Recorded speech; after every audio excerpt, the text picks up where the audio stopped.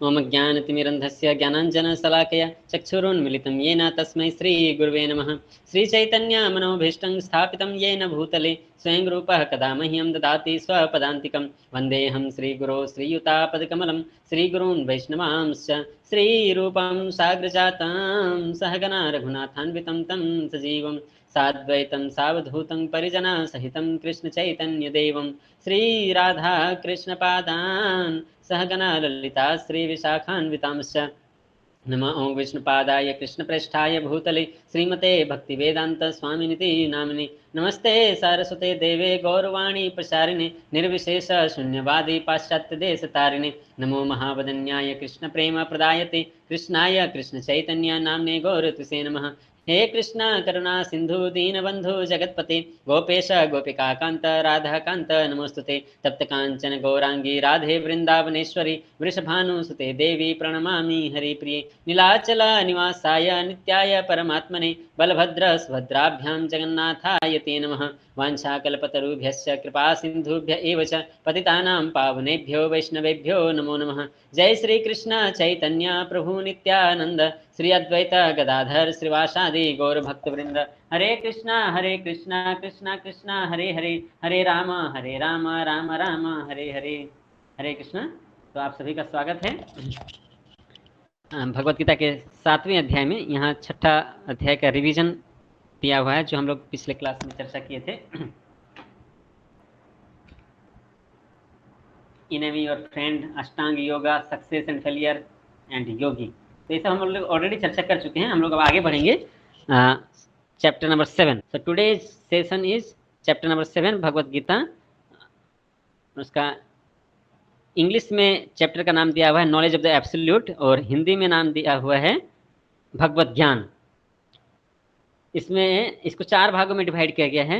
HEAD, H for hearing, verse number 1 to 3, E for everywhere, verse number 4 to 12, A for accept or reject, verse number 13 to 19, and then lastly demigods 20 to 30 number verse। तो इस तरह से 4 भागों में इसको विभाजित किया गया। तो हम लोग स्टार्ट करते हैं वर्स नंबर 1 से। So the first topic is H for hearing, verse number 1 to 3। तो इसके पहले जो कनेक्शन है 7th चैप्टर का 6th चैप्टर के साथ वो यहाँ बताया गया है।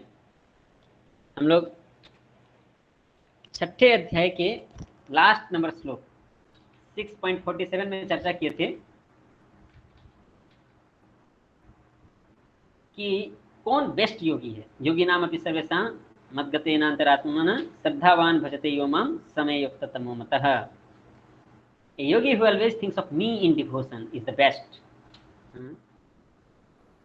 समस्त योगी में जो योगी अत्यंत श्रद्धापूर्वक मेरे परायण अपने अंतःकरण में मेरे विषय में सोचता है और मेरे दैवीय प्रेमा भक्ति करता है, वह योग में मुझसे परम अंतरंग रूप से युक्त रहता है और सबों में सर्वोच्च है। यही मेरा मत है, ऐसा भगवान श्री कृष्ण कहते हैं।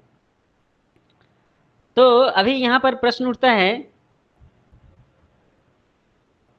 कि कैसे कोई उस स्तर तक पहुंच सकता है।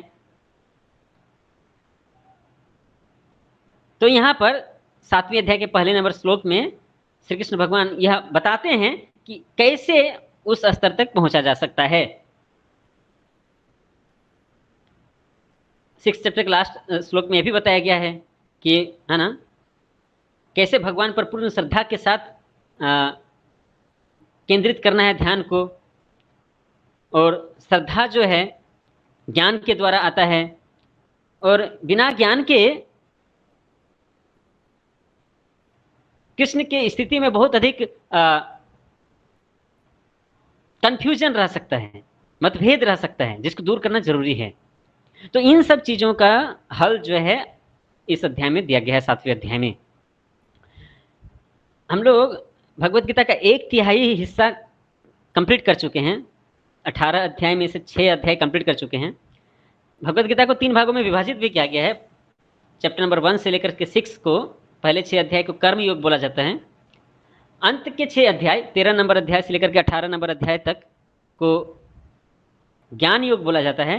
और बीच में 7 से लेकर के 12 जो अध्याय है इसमें भक्ति योग के बारे में बताया गया है भगवान श्री कृष्ण के द्वारा। तो बेसिकली स्पीकिंग आज हम लोग जो है जो 7वां नंबर अध्याय स्टार्ट कर रहे हैं वो भक्ति योग का शुरुआत यहाँ से हो रहा है 7वें नंबर अध्याय से, जिसमें इन इन इन 6 चैप्टर मध्य के 6 चैप्टर में भगवान श्री कृष्ण स्वयं के बारे में बताते हैं, आप खुद का ज्ञान देते हैं अर्जुन को, और इस तरह से अर्जुन को और अर्जुन के माध्यम से सभी जीवों को भक्ति पथ पर आगे बढ़ने के लिए प्रेरणा देते हैं। तो यह है 7वें से लेकर के 12वें नंबर अध्याय का भक्ति योग। तो हम लोग आगे बढ़ते हैं। लिंक देखिए, भक्ति योग के बहुत सारे अंग हैं, 64 अंग होते हैं, उसमें से भी 9 विधा भक्ति श्रेष्ठ बताया जाता है, और उन 9 विधा भक्ति में से भी श्रवणम भगवान की कथाओं को सुनना बहुत ही महत्वपूर्ण है।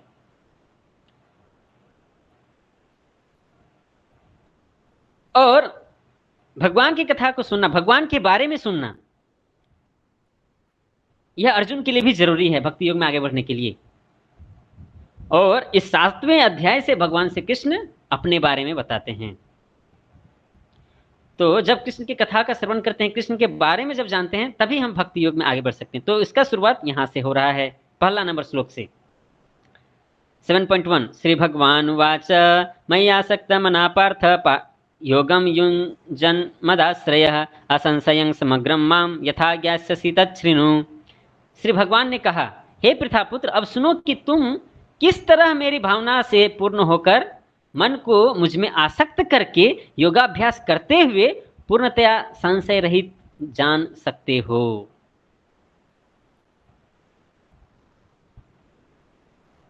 तो भगवान को जानने के लिए संशय को समाप्त करना होगा। तो कैसे हम उसको करें, कैसे पूरी तरह से भावना ना भगवान की भावना से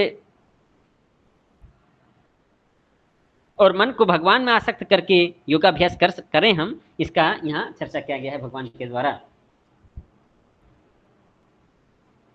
तो इसके लिए जो सबसे बेस्ट प्रोसेस है वो श्रीमद् भागवतम में ही दिया हुआ है। आप जब भगवत गीता पढ़ेंगे, प्रभुपाद लिखा हुआ, तो भगवान उसमें प्रभुपाद उसमें तात्पर्य में लिखते हैं जो बेस्ट प्रोसेस है वो है हियरिंग। श्रीमतां स्वकथा कृष्ण पुण्य श्रवण कीर्तन हृदयन्तस्थो हि भद्राणि विधुनोति सुहृत्सतां नष्टप्रायेषु अभद्रेषु नित्यं भागवत सेवया भगवतीरुत्तमा श्लोके भक्तिर्भवति नैष्टिकी तदा रजस्तमो भाव कामलोभादयश्च ये चेत एतेर्नाविद्धं स्थितं सत्त्वे प्रसीदति एवं प्रसन्न मनसो भगवद्भक्ति योगता भगवत्तत्त्वविज्ञानं मुक्तसंगस्य जायते भिद्यते हृदय ग्रंथिश्छिद्यन्ते सर्वसंशयाः क्षीयन्ते चास्य कर्माणि दृष्ट एवात्मनीश्वरे। यह श्रीमद् भागवतम प्रथम स्कंद के 2वें अध्याय में इसका चर्चा किया गया है, जिसमें बताया गया है श्रीमद् भागवतम का महत्व, सुनने का महत्व, भगवान की कथा को सुनने का महत्व। तो उसमें बताया गया है श्रील सुखदेव गोस्वामी के द्वारा कि वैदिक साहित्य से श्री कृष्ण के विषय में सुनना या भगवत गीता से साक्षात उन्हीं से सुनना अपने आप में पुण्य कर्म है। और जो प्रत्येक हृदय में वास करने वाले भगवान कृष्ण के विषय में सुनता है, उसके लिए वे शुभेच्छु मित्र की भांति कार्य करते हैं। और जो भक्त निरंतर उनका श्रवण करता है, उसे वे शुद्ध कर देते हैं। इस प्रकार भक्त अपने सुप्त दिव्य ज्ञान को फिर से पा लेता है। ज्यों ज्यों वह भगवत तथा भक्तों के से कृष्ण के विषय में अधिक सुनता है, त्यों तो वह भक्ति में स्थिर होता जाता है। भक्ति के विकसित होने पर वह रजो और तमो गुण से मुक्त हो जाता है, और इस प्रकार भौतिक काम तथा लोभ कम हो जाते हैं। जब ये कलमश दूर हो जाते हैं तो भक्त सतो गुण में स्थिर हो जाता है, भक्ति के द्वारा पूरी स्फूर्ति प्राप्त करता है और भगवत तत्व को पूरी तरह जान लेता है। भक्ति योग भौतिक मोह की कठिन ग्रंथि को भेदता है और भक्त को असंशय समग्रम अर्थात परम सत्य श्री भगवान को समझने की अवस्था को प्राप्त कराता है। तो यह पूरा विज्ञान जो है भक्ति योग का, यहाँ एक बहुत ही समरी फॉर्म में यहाँ पर बताया गया है श्रीमद् भागवतम में श्री सुखदेव गोस्वामी के द्वारा। तो हमें भी यह समझना चाहिए कि भगवान श्री कृष्ण के विषय में सुनना कितना महत्वपूर्ण है। भगवान श्री कृष्ण के द्वारा दी गई वाणी जो है, बोली गई वाणी है, वह है भगवत गीता, और भगवान श्री कृष्ण के बारे में जो बोली गई बातें हैं वो है श्रीमद् भागवतम। तो इन दोनों के विषयों में सुनना यह बहुत ही आवश्यक है किसी भी भक्त के लिए, भक्ति के मार्ग पर आगे बढ़ने के लिए। आगे बढ़ते हैं हम लोग, लेट्स गो अहेड। श्लोक संख्या 2।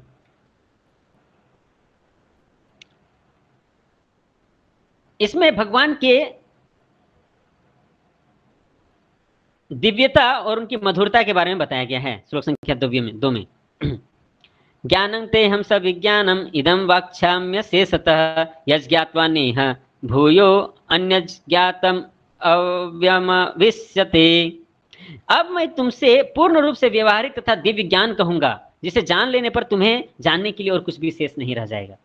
तो भगवान बोलते हैं कि मैं अभी तुम्हें यह परम ज्ञान बताऊंगा जिसको सुनने से तुम्हें पूर्ण ज्ञान प्राप्त हो जाएगा। तो भगवान इस दिव्य ज्ञान के विषय में चैप्टर 7 और 8 में बताते हैं। तो एक है दिव्य ज्ञान और एक है दिव्य विज्ञान।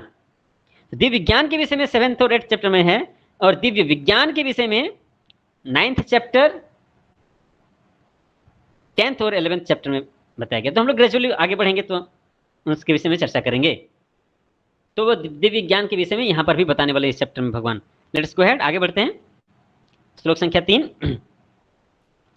तो फिर भगवान बताते हैं कि यह जो विज्ञान है यह बहुत रेयर है, बहुत कठिन है इसको पाना। उसके विषय में क्या कहते हैं भगवान? ये बहुत ही महत्वपूर्ण श्लोक है, फेमस श्लोक है भगवद्गीता का। मनुष्यानां सहस्रेषु कश्चिद् यतति सिद्धये यततामपि सिद्धानां कश्चिन् मां वेत्ति तत्वतः। कई हजार मनुष्यों में से कोई एक सिद्धि के लिए प्रयत्नशील होता है, और इस तरह की सिद्धि प्राप्त करने वालों में से कोई विरला ही एक मुझे वास्तव में जान पाता है। तो यह कितना कठिन है, देखिए कि हजारों मनुष्य में से कोई एक मनुष्य ही जो है इस रास्ते पर आगे बढ़ने के लिए प्रयास करता है, और ऐसे बहुत सारे प्रयास करने वाले लोगों में से कोई विरला एक व्यक्ति ही होता है जो भगवान को समझ पाता है, अंतिम लक्ष्य तक पहुंच पाता है। तो यह बहुत ही कठिन है, यह मार्ग बहुत ही रेयर है।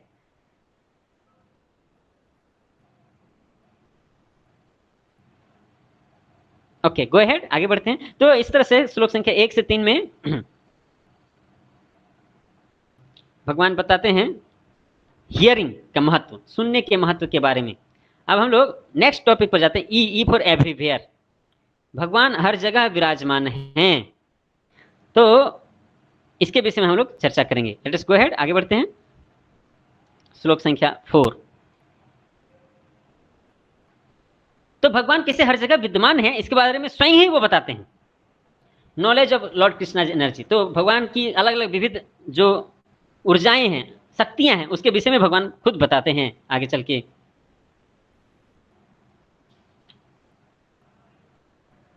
इससे पहले दूसरे श्लोक में और भी महत्वपूर्ण चीज सीखने को है कि हमें कैसे भक्ति करना है। इतना विरल है यह भक्ति, तो कैसे हम भक्ति करेंगे ताकि हम लक्ष्य तक पहुंच सकते हैं। तो यहाँ रूप गोस्वामी श्री भक्ति रसामृत सिंधु में बताते हैं कि श्रुति स्मृति पुराणादि पंचरात्र की विधिम बिना एकांत की हरेर भक्ति उत्पाता एव कल्पते। भगवान की जो भक्ति है वो भक्तों के संग में होता है, अकेले नहीं होता है। वह भगवत भक्ति जो उपनिषदों, पुराणों तथा नारद पंचरात्र जैसे प्रमाणिक वैदिक ग्रंथों की अवहेलना करती है, समाज में व्यर्थ ही अवस्था फैलाने वाली है। एकांत की हरेर भक्ति, अकेले भक्ति करना और शास्त्रों के नियमों के अवहेलना करते हुए यह पूरी तरह से गलत है। हमें शास्त्रों के नियमों का पालन करते हुए भक्तों के संग में भक्ति करना है, तभी हम चरम लक्ष्य तक पहुंच पाएंगे। और यह जो भगवान की भक्ति वो हृदय में विराजमान है, वो ढका हुआ है गंदगियों से। उस गंदगियों को साफ करके उस भक्ति को फिर जागृत करना है। तो आगे फिर से भक्ति रसामृत सिंधु में कहा गया है, अतः श्री कृष्ण नामादि न भवेत् ग्राह्यम इंद्रिये सेवन मुखे ही जीवादो स्वयमेव स्फुरति अधः। कुंठित इंद्रियों के द्वारा कृष्ण को तत्वतः नहीं समझा जा सकता है। हमारा जो ये भौतिक सेंसेस है, मैटेरियल सेंसेस, भौतिक इंद्रियां, उसके द्वारा भगवान को नहीं जान सकते हैं हम। किंतु भक्तों द्वारा की गई अपनी दिव्य सेवा से प्रसन्न होकर वे भक्तों को आत्म तत्व प्रकाशित करते हैं। भगवान अपने भक्तों से प्रसन्न होकर खुद को उनके हृदय में प्रकाशित करते हैं, उनके सेवा भाव से प्रसन्न होकर के। तो यह जरूरी है कि हम भगवान की सेवा में लगें, भक्तों के संग में, और शास्त्रों के विधि विधानों के अनुसार भक्ति करें, क्योंकि यह भक्ति बहुत ही विरल है। आगे 4 नंबर श्लोक में यहाँ अपने शक्तियों के बारे में भगवान बताते हुए कहते हैं, भूमिर आपन लो वायु खंगमनो बुद्धिरेव च अहंकार इति यम में भिन्ना प्रकृतिरष्टधा। पृथ्वी, जल, अग्नि, वायु, आकाश, मन, बुद्धि तथा अहंकार, ये 8 प्रकार की विविध मेरी भिन्न प्रकृति हैं। भिन्न मतलब अपरा प्रकृति, जो मटेरियल नेचर से कनेक्टेड जो चीजें हैं उसको अपरा प्रकृति बोला जाता है। जो भगवान की शक्तियां इस भौतिक जगत से जुड़ी हुई हैं, उसमें 5 तो तत्व हो गए, क्षितिज जल पावक गगन समीर, और 3 हैं मन बुद्धि और अहंकार। ये सारे 8 जो तत्व हैं वो भौतिक हैं और उनको भगवान की अपराशक्ति कहा जाता है। ये भगवान से ही आए हुए हैं। और दूसरी ओर भगवान की एक आध्यात्मिक शक्ति भी है, जिसका चर्चा आगे के श्लोक में कहा गया है। श्लोक संख्या 5, आगे बढ़ते हैं। तो यह जो आध्यात्मिक शक्ति है इसको पराशक्ति भी बोला जाता है। तो श्लोक किस प्रकार से है, अपरेय इतस्त्वन्याम प्रकृतिं विद्धि में पराम जीव भूतांग महाबाहो ये दम धार्यते जगत। हे महाबाहु अर्जुन, इनके अतिरिक्त मेरी एक अन्य पराशक्ति है जो उन जीवों से युक्त है जो इस भौतिक अपरा प्रकृति के साधनों का विदोहन कर रहे हैं। तो ये जो अपरा प्रकृति है वो तो भौतिक एलिमेंट्स हैं, तत्व हैं, क्षितिज जल पावक गगन समीर, मन बुद्धि और अहंकार। उसके अलावा एक पराशक्ति है जिसमें जीव आते हैं, जिसमें आत्मा है।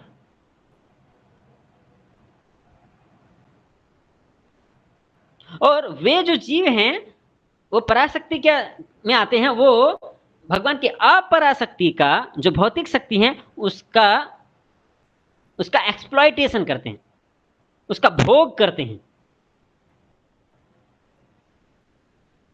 तो हम सब बद्ध जीव जो इस भौतिक जगत में हैं, इस भौतिक जगत के ही है ना तत्वों का, वस्तुओं का भोग कर रहे हैं, ये यहां पर बताया गया है। तो इसका चर्चा बहुत अच्छे से किया गया है श्रीमद् भागवतम में भी और भगवत गीता में भी। तो हम लोग आगे स्लाइड्स के माध्यम से इसको देखेंगे कि कैसे भगवान की अलग अलग शक्तियां कार्य करती हैं। लेट्स गो अहेड, आगे बढ़ते हैं।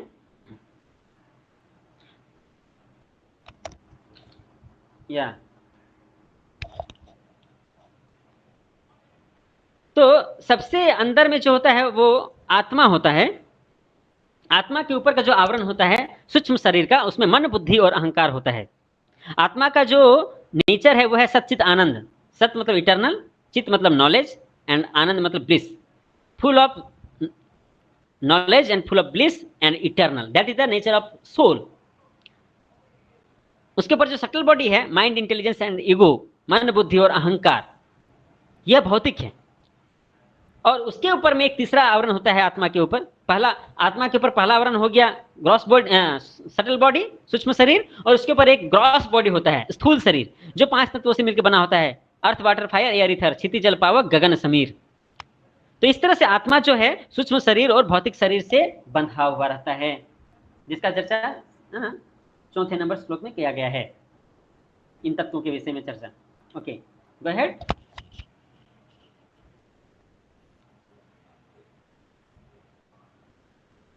आगे 6 नंबर श्लोक में भगवान बताते हैं कि भगवान श्री कृष्ण ही जो है वो अल्टीमेट क्रिएटर एंड डिस्ट्रॉयर हैं। निर्माता और संहारकर्ता भगवान कृष्ण ही हैं। एतद्योनीनि भूतानि सर्वाणि त्युपधारयः अहंकृतस्य जगतः प्रभव प्रलयस्तथा। सारे प्राणियों का उद्गम इन दोनों शक्तियों में है, पराशक्ति एंड अपराशक्ति। इस जगत में जो कुछ भी भौतिक तथा आध्यात्मिक है उसकी उत्पत्ति तथा प्रलय मुझे ही जानो। क्योंकि पराशक्ति और अपराशक्ति भगवान की ही शक्तियां हैं, तो जो भी भौतिक या आध्यात्मिक चीजें हैं इस जगत पर या आध्यात्मिक जगत पर, वो भगवान से ही आए हुए हैं, या यहाँ पर बताया जा रहा है।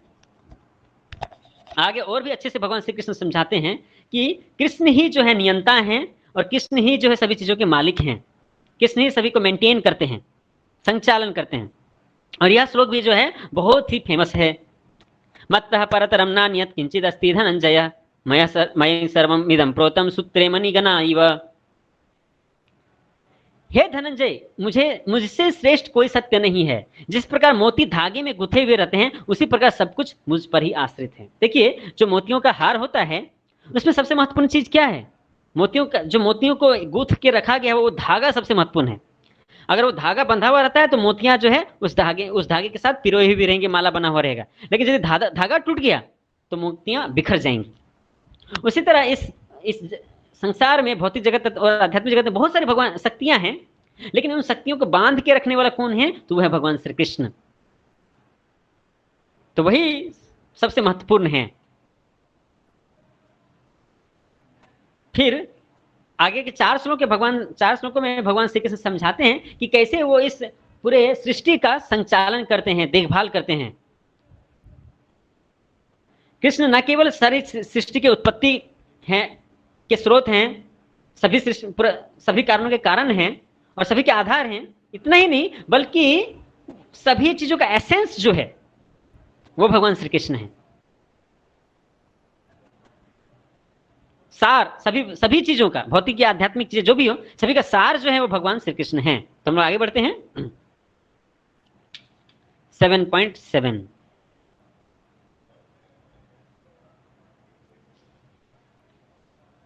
तो ये यहाँ पर दिखाया गया है, मत्त परतरम नान्यत् किंचिदस्ति धनंजय मयि सर्वमिदं प्रोतं सूत्रे मणिगणा इव। तो देखिए, अच्छा सा पिक्चर में यहाँ दिखाया गया कि सभी चीजें भगवान पर टिकी हुई हैं। जैसे मोतियां जो हैं वो धागे पर टिकी हुई रहती हैं, उसी तरह से। ओके, गो अहेड, आगे बढ़ते हैं। तो श्लोक संख्या 8 में जाने से पहले ये भौतिक जगत की सृष्टि के विषय में जो कि श्रीमद् भागवत में चर्चा की गई है 3rd कैंटो में, उससे हम लोग कुछ यहां पर चर्चा करेंगे। वैदिक साहित्य के अनुसार इस जगत की सृष्टि कैसे हुई, तो हम लोग इसको बहुत जल्दी इसको चर्चा करेंगे, क्योंकि यह सब्जेक्ट मैटर हमारे भगवत गीता के टॉपिक से थोड़ा अलग है। लेकिन चूंकि यहाँ पर भगवान श्री कृष्ण बोल रहे हैं कि सारे भौतिक जगत और आध्यात्मिक जगत जो भी सृष्टि में है, सबके है ना आधार भगवान है, तो हम लोग इस सृष्टि के विषय में थोड़ा जानने की कोशिश करेंगे। Okay, go ahead. तो जो यह सृष्टि जो हुआ है भौतिक जगत का या फिर आध्यात्मिक जगत का, इसको 2 भागों में डिवाइड किया गया है, सर्ग और विसर्ग। सर्ग का मतलब है प्राइमरी क्रिएशन, जिसमें भौतिक तत्व और पदार्थ की उत्पत्ति होती है, और जो दूसरा है विसर्ग, उसमें सेकेंडरी क्रिएशन, जो ब्रह्मा के द्वारा क्रिएशन किया जाता है, उसके विषय में चर्चा की गई है। Okay, go ahead. तो सर्ग जो पहला चीज है वो है, ये सारे सृष्टि जो है भगवान के द्वारा ही हुई है, कृष्ण के द्वारा ही हुई है। भगवान एक ऐसेदम अग्र आत्मात्मान विभो, the personality of Godhead, the master of all living entities, existed prior to this creation. Shrimad Bhagavatam 3.5.23। इस भौतिक जगत की सृष्टि होने से पहले भगवान प्रेजेंट थे। पहले भगवान, इस सृष्टि के आरंभ होने से पहले से ही भगवान हैं। ऐसा नहीं कह सकते कि भगवान बाद में आए, नहीं, भगवान आदि हैं। उनका कोई वो अनादि है, उनका कोई आदि नहीं, उनका कोई स्टार्टिंग नहीं है। इस जगत का, इस भौतिक जगत का आदि है, लेकिन उनका कोई आदि नहीं है, उनका शुरुआत, वो इटरनली एग्जिस्ट करते हैं भगवान। Go ahead. He himself has expanded himself as स्वांस एंड विभिन्नांश। भगवान श्री कृष्ण स्वयं को विस्तार करते हैं स्वांस और विभिन्नांश के रूप में। स्वांस कौन है? जो विष्णु तत्व हैं, और विभिन्नांश कौन है? जो जीव तत्व है। Go ahead. और यही चीज भगवान श्री कृष्ण भगवत गीता में भी आगे चल के बताएंगे 10वें अध्याय में। अहम सर्वस्य प्रभवो मत्तः सर्वत्र प्रवर्तते इति मत्वा भजन्ते माम मूढ़ा भाव समन्वितः। चतुर्श्लोकी भगवत गीता है। भगवत गीता 4 श्लोकों में भी बताया जा सकता है। ये चतुर्श्लोकी भगवत गीता का पहला श्लोक है 10.8। तो चतुर्श्लोकी भगवत गीता में कौन से श्लोक हैं? 10.8, 10.9, 10.10, 10.11। 10वें नंबर अध्याय के 8 से लेकर 11 नंबर जो श्लोक हैं, 4 श्लोक, इसको चतुर्श्लोकी भगवत गीता बोला जाता है, जिसमें सारे भगवत गीता का सार वहां पर दिया हुआ है, एसेंस दिया हुआ है। तो उसमें भगवान श्री कृष्ण बोलते हैं कि अहम सर्वस्य प्रभु, मैं सभी चीज का निर्माता हूं, मुझसे ही सभी चीजें प्रकट हुई हैं। तो कृष्ण कैसे प्रकट करते हैं चीजों को? सबसे पहले वो कृष्ण भगवान अपने आप को महाविष्णु के रूप में एक्सपेंड करते हैं, और महाविष्णु के एक एक रोम छिद्र से एक एक ब्रह्मांड की सृष्टि होती है।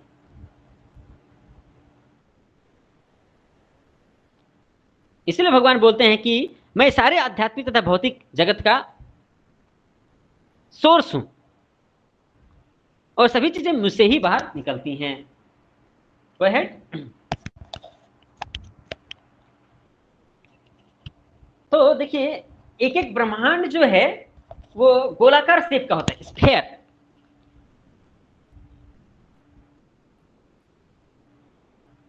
और इस तरह के जिस ब्रह्मांड में हम रह रहे हैं उस तरह के अनगिनत ब्रह्मांड हैं इस भौतिक जगत में, और आध्यात्मिक जगत में अनगिनत आध्यात्मिक ब्रह्मांड हैं, यूनिवर्स है वहां पर। तो मानिए पूरी सृष्टि में ये सारे जो ब्रह्मांड हैं इसकी तुलना कैसे की गई है? जैसे कि एक सरसों के थैले में बहुत सारे सरसों हैं, तो हमारा जो ब्रह्मांड है उसमें से एक सरसों के दाने के जैसा है। बहुत सारे सरसों के दानों के बीच में एक सरसों का दाना, ये हमारा ब्रह्मांड है। तो समझ सकते हैं कि कितना विशाल है भगवान की सृष्टि। गो अहेड। तो भगवान पहले महाविष्णु के रूप में एक्सपेंड करते हैं, फिर महाविष्णु अपने दृष्टि के द्वारा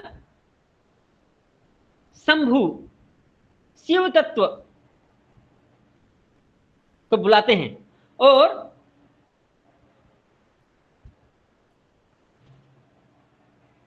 शिव जो है जीवों को दुर्गा के गर्भ में रखते हैं। इस तरह से सृष्टि आगे बढ़ती है। Mahavishnu by his glance called Shambhu impregnates all Jiva souls into the womb of Durga। अपने दृष्टि के माध्यम से सभी जीवों को, जो भगवान की दृष्टि है उसको ही शंभु से कंपेयर किया गया है, और उसके द्वारा दुर्गा को वो गर्भान्वित करते हैं, जिससे जीवों की उत्पत्ति होती है। इसलिए जो शिव और दुर्गा हैं वो इस भौतिक जगत के पिता हैं और माता हैं, और राधा कृष्ण या लक्ष्मी नारायण जो हैं वो आध्यात्मिक जगत में सभी जीवों के माता और पिता हैं। इस भौतिक जगत में सभी जीवों के माता और पिता शिव और पार्वती या फिर दुर्गा हैं। Okay, go ahead. तो भगवान श्री कृष्ण या जो विष्णु है वो शक्तिमान है, और उनकी जो अंतरंगा शक्ति है राधा रानी या लक्ष्मी, वो शक्ति है आध्यात्मिक जगत में। और भौतिक जगत में दुर्गा देवी जो है वो अंतरंगा शक्ति है, वो दुर्गा देवी बहिरंगा शक्ति है। तो भगवान की दो शक्तियां हैं, एक अंतरंगा शक्ति जो श्रीमती राधा रानी है, और एक बहिरंगा शक्ति जो दुर्गा देवी हैं। गो अहेड। तो ब्रह्मांड तक हम लोग चले आए थे। ब्रह्मांड के सृष्टि के समय जो एक अंडाकार रूप में होता है वो बहुत सारे एक दूसरे से जुड़ते हैं, और क्लस्टर होने के कारण 5 तत्वों का उत्पत्ति होता है, earth water fire air ether. उसमें से बहुत सारे तत्व जो हैं अलग अलग रहते हैं और बहुत सारे एक साथ जुड़े हुए रहते हैं। इस स्थिति को प्रधान बोला जाता है, यानी कि भगवान सृष्टि करते हैं महाविष्णु का, महाविष्णु से प्रधान की उत्पत्ति होती है। उसमें जो तत्व हैं, अलग अलग तत्व जो बहुत कंसंट्रेटेड फॉर्म में रहते हैं। Let us go ahead. और फिर समय के प्रभाव से the time factor enters the dormant potency. तो जैसे हमने बताया कि शिव जो है भगवान महाविष्णु जो है दृष्टि के माध्यम से शिव जी के द्वारा दुर्गा जी गर्भान्वित होती हैं। तो उसमें समय, जैसे कि एक माँ जो है एक बच्चे का जन्म तुरंत नहीं दे सकती है, उसके लिए समय लगता है, 7 महीने या 9 महीने लगते हैं। उसी तरह से इस भौतिक जगत में जब जीवों की सृष्टि होती है तो अचानक नहीं होता है, उसमें समय लगता है। तो यह एक समय जो काल है वो भी बहुत ही महत्वपूर्ण है।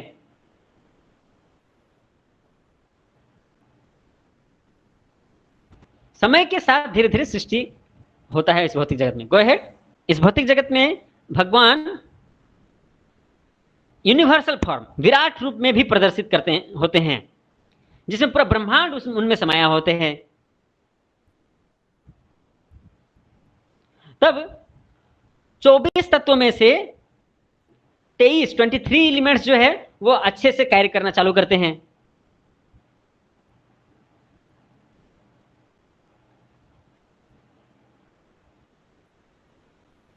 जब उस विराट रूप का उत्पत्ति वहां पर होता है, तब मैनिफेस्टेशन जब होता है तब। गो अहेड, आगे बढ़ते हैं।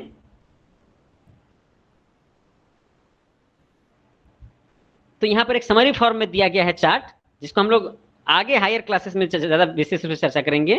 भगवान से महाविष्णु की सृष्टि होती है, महाविष्णु से प्रधान आते हैं, प्रधान से महत्त्व आता है, और महत्त्व से अहंकार आता है, और इस तरह से स्लोली ग्रेजुअली सृष्टि का प्रारंभ होता है। और जो 23 तत्व हैं उनका यहाँ विश्लेषण दिया गया है लेफ्ट हैंड साइड में। Okay, go ahead. महत्त्व में जो भगवान के विराट रूप से आता है, उसमें इंद्रियां, सेंसेस एंड सेंस ऑर्गन्स, ये डेवलप होती हैं धीरे धीरे। Go ahead. महत्त्व, उसमें 23 तत्व हैं, जीव, समय या काल, और 3 मोड्स ऑफ मेटेरियल नेचर। ये सारे जब फॉल्स ईगो, अहंकार के साथ जुड़ते हैं तो 3 गुणों की उत्पत्ति होती है, सत्वगुण, रजोगुण और तमोगुण। सत्वगुण में मन और सेंस देवता आते हैं, रजोगुण में इंटेलिजेंस, 5 सेंसेस एंड 5 ऑर्गन्स, ये सारी चीजें आती हैं, और इग्नोरेंस में 5 subtle elements and 5 gross elements. इस तरह से विभाजित किया गया है 24 तत्वों को। Late us go ahead. और फिर भगवान प्रत्येक ब्रह्मांड में इंटर करते हैं। बहुत सारे ब्रह्मांड निकलते हैं महाविष्णु के छिद्र से, और फिर भगवान प्रत्येक ब्रह्मांड में गर्भोदक्षयी विष्णु के रूप में प्रवेश करते हैं, जो अनंत शेष पर लेटे रहते हैं, और महालक्ष्मी उनकी पैर दबाती है, जैसा कि आप पिक्चर में देख रहे हैं।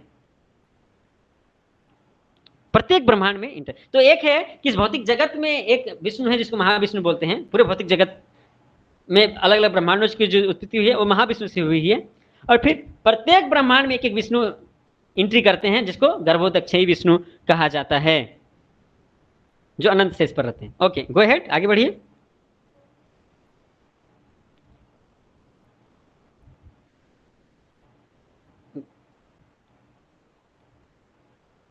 तो देखिए, भगवान श्री कृष्ण से महाविष्णु की आते हैं, जो सभी ब्रह्मांडों का उत्पत्ति करते हैं, सोर्स हैं वो सभी ब्रह्मांडों का।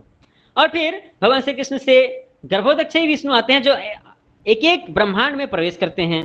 और फिर उसी कृष्ण से क्षीरोदक्षयी विष्णु भी आते हैं, जो प्रत्येक जीव के हृदय में परमात्मा के रूप में विराजमान रहते हैं, और हर एक अणु, परमाणु, कण कण में वो परमात्मा के रूप में विराजमान रहते हैं। तो इस तरह से सृष्टि होती है। Go ahead. हर एक ब्रह्मांड में वही महाविष्णु जो है अभी गर्भोदक्षयी विष्णु के रूप में प्रवेश करते हैं, जो अनंत शेष पर लेटे हुए हैं। गो अहेड।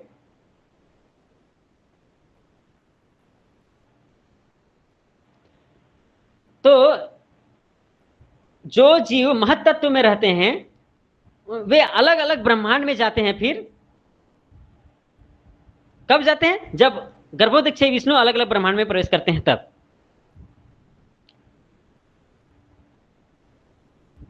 और वो गर्भोदक्षयी विष्णु के, वो सारे जीव गर्भोदक्षयी विष्णु के नाभि में रहते हैं जब तक कि ब्रह्मा की उत्पत्ति नहीं होती है। सबसे पहले ब्रह्मा की उत्पत्ति होती है, फिर सारे जीवों का उत्पत्ति होता है। ओके, गो अहेड, आगे बढ़िए। गर्भोदक्षयी विष्णु के नाभि से सबसे पहले एक कमल का फूल निकलता है, और उस कमल के फूल में ब्रह्मा की उत्पत्ति होती है। ब्रह्मा का है ना अवतार होता है।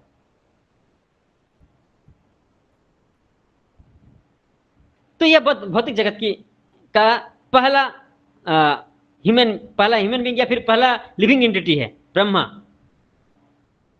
ओके, गो अहेड, आगे बढ़िए। प्रभुपाद एक बहुत इंपॉर्टेंट चीज बताते हैं कि आध्यात्मिक जगत में सृष्टि या प्रलय नहीं होता है। ये जो सृष्टि और प्रलय है ये केवल भौतिक जगत में। आध्यात्मिक जगत में सभी चीजें इटर्नल है, शाश्वत है। Okay, go ahead. तो इस तरह से भगवान के सृष्टि के विषय में चर्चा किया गया है श्रीमद् भागवतम में। तो अभी हम आते हैं श्लोक संख्या 8 में।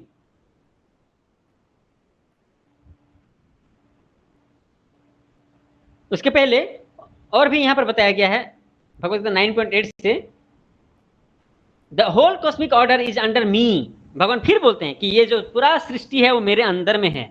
Under my will it is automatically manifested again and again, and under my will it is annihilated at the end. मेरी इच्छा शक्ति से है ना इस भौतिक जगत की सृष्टि होती है और मेरी इच्छा से प्रलय भी होता है। Go ahead. ऐसा ही 15वें अध्याय में भी भगवान कहते हैं, आई इंटर इनटू इस planet and by my energy they stay in orbit. अलग अलग जो ग्रह नक्षत्र हैं वो अपने अपने रास्ते पर परिक्रमा कर रहे हैं without accident with other planets.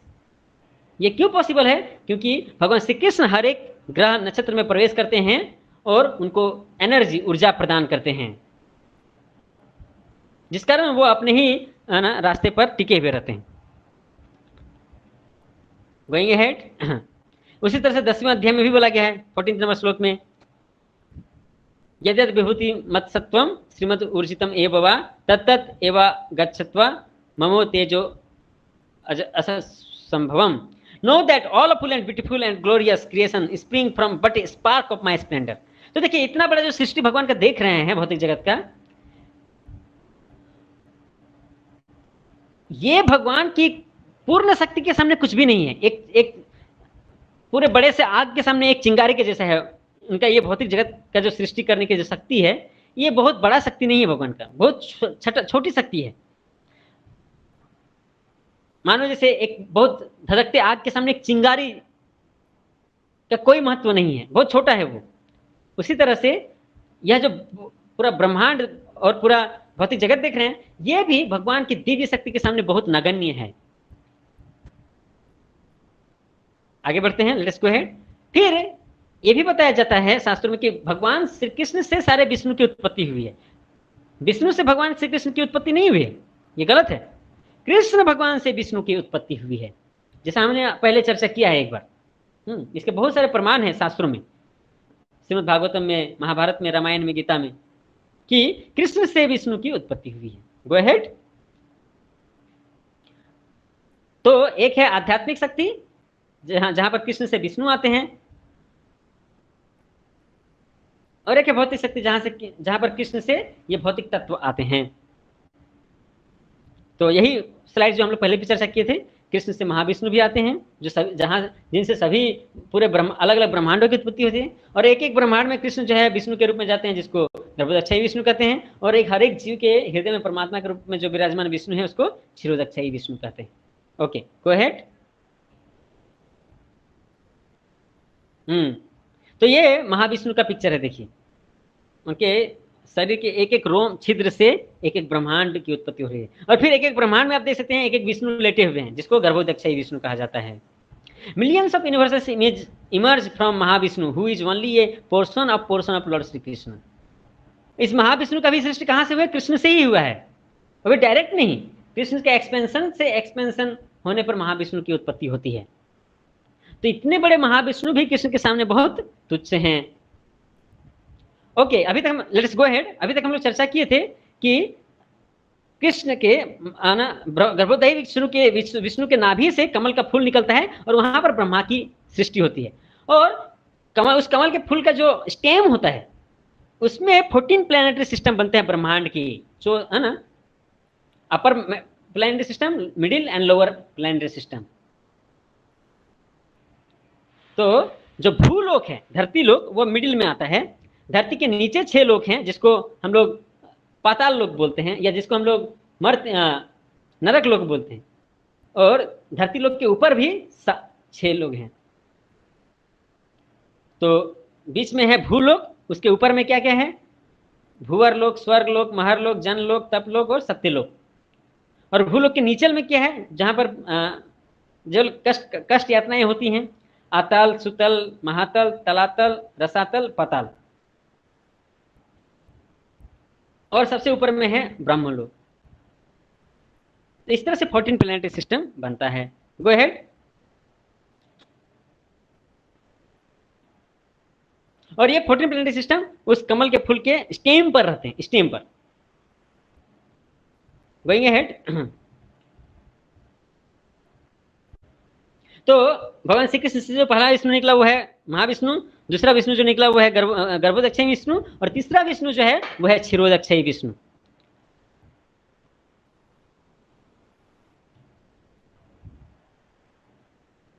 तो क्षीरोदक्षयी विष्णु कहां पर रहते हैं? Kshirodakshayi Vishnu, the third Vishnu lies in Shweta Dweep in milk ocean beyond the 14 planetary system. हर एक ब्रह्मांड में एक द्वीप होता है, श्वेत द्वीप, और वो जो ग्रह है वो है पोल स्टार।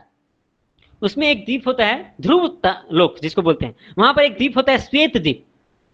वो द्वीप चारों तरफ से दूध के सागर से घिरा हुआ है, जो समुद्र है वो दूध का है, और उसके ऊपर चूंकि द्वीप है इसलिए इसको श्वेत, दूध जो है श्वेत सफेद रंग का है, इसलिए उस द्वीप का नाम पड़ा श्वेत द्वीप। वहां पर क्षीरोदक्षयी विष्णु विराजमान रहते हैं। वही क्षीरोदक्षयी विष्णु जो हर एक जीव के हृदय में परमात्मा के रूप में विराजमान है। वही क्षीरोदक्षयी विष्णु अपना विस्तार करते हैं परमात्मा के रूप में, और सभी जीवों के हृदय में रहते हैं परमात्मा के रूप में, और एक हर एक अणु, हर एक परमाणु, कण कण में वो परमात्मा के रूप में विराजमान रहते हैं। वो है Kshirodakshayi Vishnu. Okay, go ahead.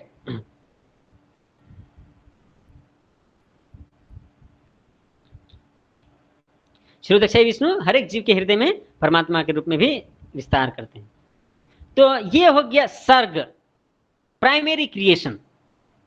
अब दूसरा पार्ट है विसर्ग, सेकेंडरी क्रिएशन, जो ब्रह्मा जो चीज की उत्पत्ति करते हैं उसके विषय में। तो ब्रह्मा से, गोइंग अहेड, ब्रह्मा से अलग अलग देवी देवताओं की सृष्टि होती है। लेकिन चूंकि कृष्ण से ब्रह्मा आए हैं, यानी कि अल्टीमेटली सभी देवी देवताओं के जो सोर्स हैं वो हैं कृष्ण। चाहे वो हनुमान हो, गणेश हो, दुर्गा हो, सरस्वती हो, सूर्य हो, ब्रह्म हो, शिव हो या कार्तिकेय हो, ये सारे देवी देवताओं की उत्पत्ति ब्रह्मा से हुई है। और ब्रह्मा की उत्पत्ति है ना गर्भोदक्षयी विष्णु से हुई है, और गर्भोदक्षयी विष्णु कृष्ण से आए हैं। यानी कि सभी चीजों के स्रोत कौन है? तो वो कृष्ण हैं। भले ही देवी देवता बहुत शक्तिशाली होते हैं, उनकी शक्तियां बहुत होती हैं, और वो विश्व ब्रह्मांड की अलग अलग चीजों का आधिपत्य रखते हैं, लेकिन वे सभी भगवान श्री कृष्ण के उत्तराधिकारी के रूप में, उनके कृष्ण के अंडर में कार्य करते हैं, कृष्ण के आदेश के अनुसार कार्य करते हैं, उनके अधीन है। Okay, go ahead.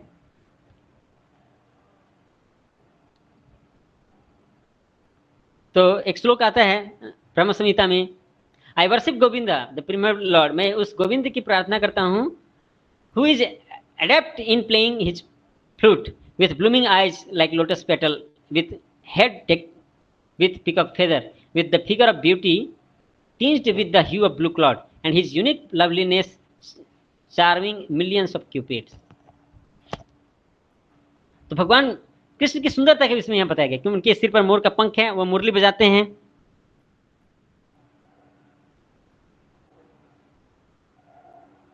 और उनके शरीर का जो रंग है वो ब्लूइश है, ब्लैकिश ब्लूइश,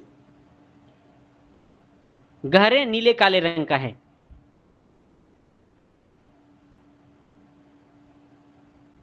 और उनके मुख से एक प्रेम का झलक मिलता है उनके हंसी से,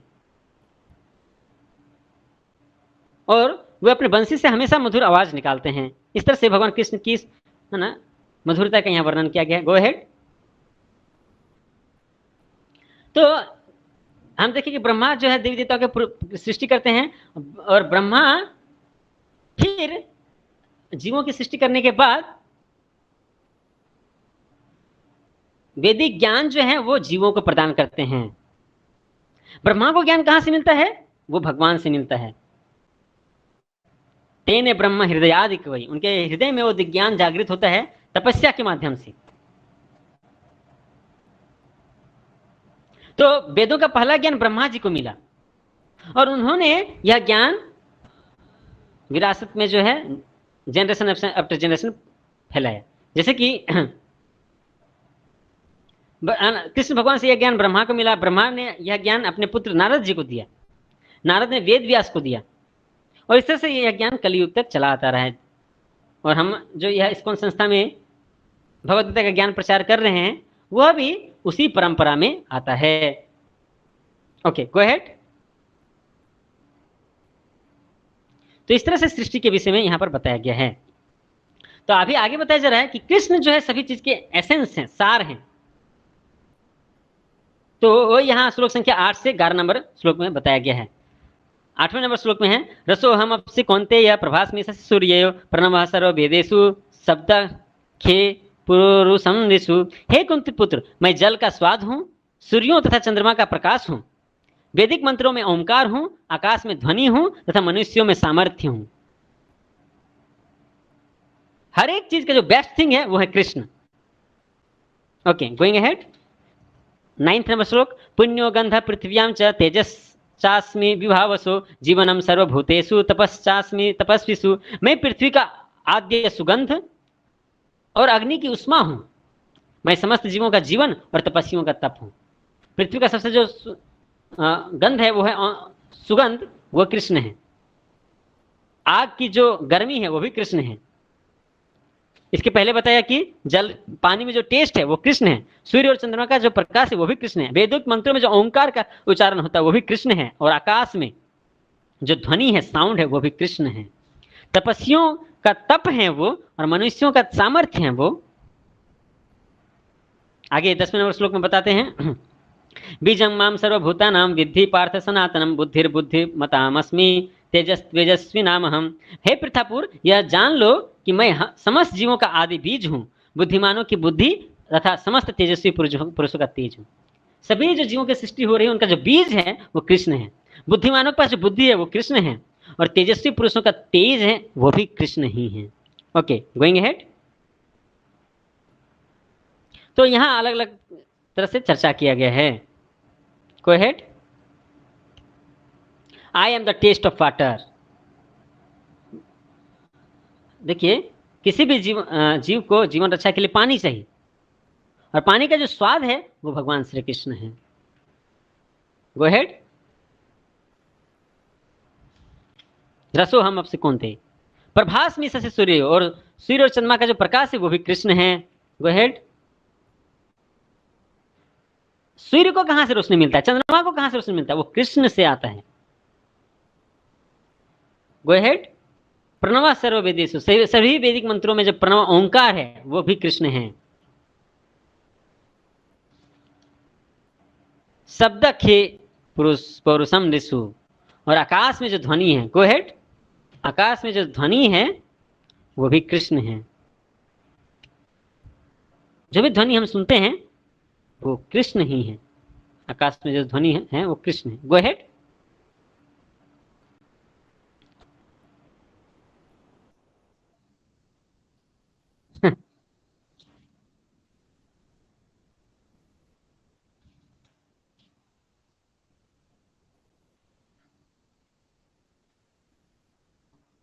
या मनुष्यों में मैं सामर्थ्य हूं। मनुष्य का जो भी कैपेसिटी है, स्ट्रेंथ है, वो भी कृष्ण ही है। Go ahead. फिर बताते हैं, पुण्यो गंधा पृथ्व्याम, पृथ्वी का जो औंधी सुगंध है वो भी भगवान श्री कृष्ण है। तेजस चास्मी विभावसो, और अग्नि की जो उष्मा है, गर्मी है, वो भी कृष्ण ही है। Go ahead.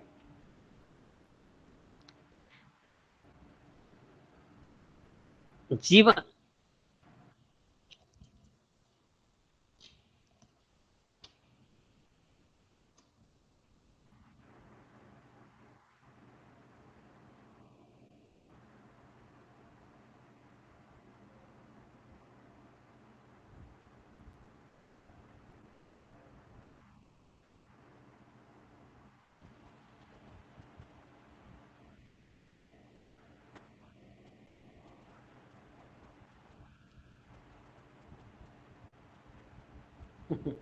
तो सभी प्रकार के जो जीव योनियां हैं, सभी जीवों के जो जीवन है वो भी कृष्ण ही है। समस्त जीवों का जीवन है वो कृष्ण, और तपस्वियों का तप वो भी कृष्ण ही है।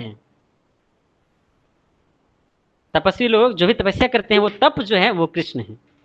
Go ahead.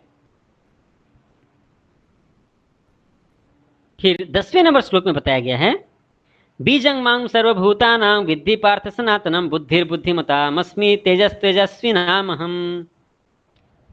मैं समस्त जीवों का आदि बीज हूं। जीव की जो उत्पत्ति होती है पिता के वीर्य से, वो जो बीज है, अहम बीज प्रजा प्रदा पिता। किसी भी पौधे की उत्पत्ति होती है बीज से, संतान की उत्पत्ति होती है पिता के वीर्य रूपी बीज से। तो जो परम पिता हैं, जो परम बीज है, वो भी कृष्ण हैं।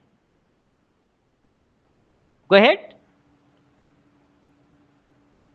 और बुद्धिर्बुद्धिमतामहम, बुद्धिमान व्यक्तियों की बुद्धि भी कृष्ण ही है। न्यूटन ने है ना ये खोज निकाला, लॉ ऑफ ग्रेविटी, कि वो एक है ना फल के पेड़ के नीचे बैठे थे और एक फल जो है नीचे की तरफ गिरा। तो उन्होंने सोचा कि भाई ये फल नीचे की तरफ क्यों गिरा, ऊपर की तरफ क्यों नहीं गया, क्योंकि ग्रेविटेशनल पुल है इसीलिए। तो न्यूटन को बुद्धि था, लेकिन उनको वो बुद्धि कहां से मिला, वो भी भगवान श्री कृष्ण से मिला है। उनकी जो बुद्धि है वो भी कृष्ण है। सब केवल न्यूटन की नहीं, सभी लोगों की, सभी जीवों की जो बुद्धि है वो भी कृष्ण है। Okay, go ahead. तेजस तेजस्विनामहम, और तेजस्वी पुरुषों का तेज जो है वो भी कृष्ण ही है। Go ahead.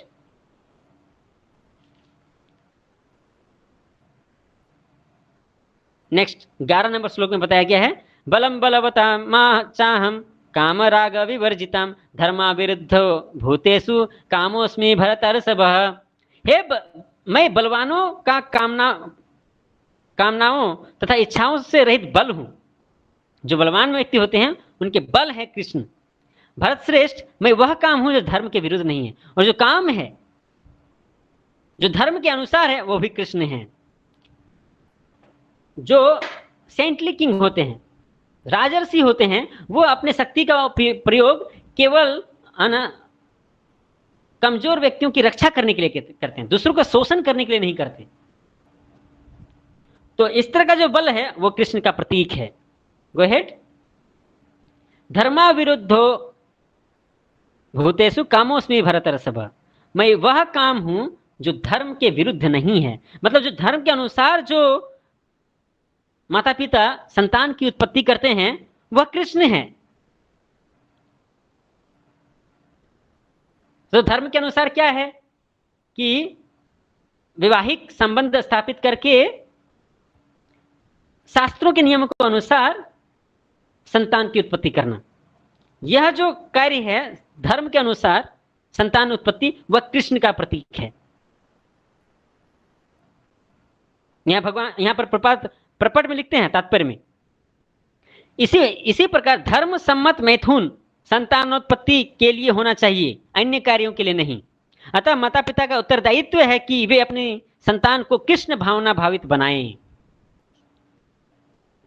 तो संतान भी कैसे होने चाहिए, वो कृष्ण के भक्त होने चाहिए, ऐसे संतान की उत्पत्ति करनी। तो माता पिता को चाहिए कि जो संतान की उत्पत्ति कर रहे हैं वो संतान भी कृष्ण भक्त बने, अच्छे इंसान बने।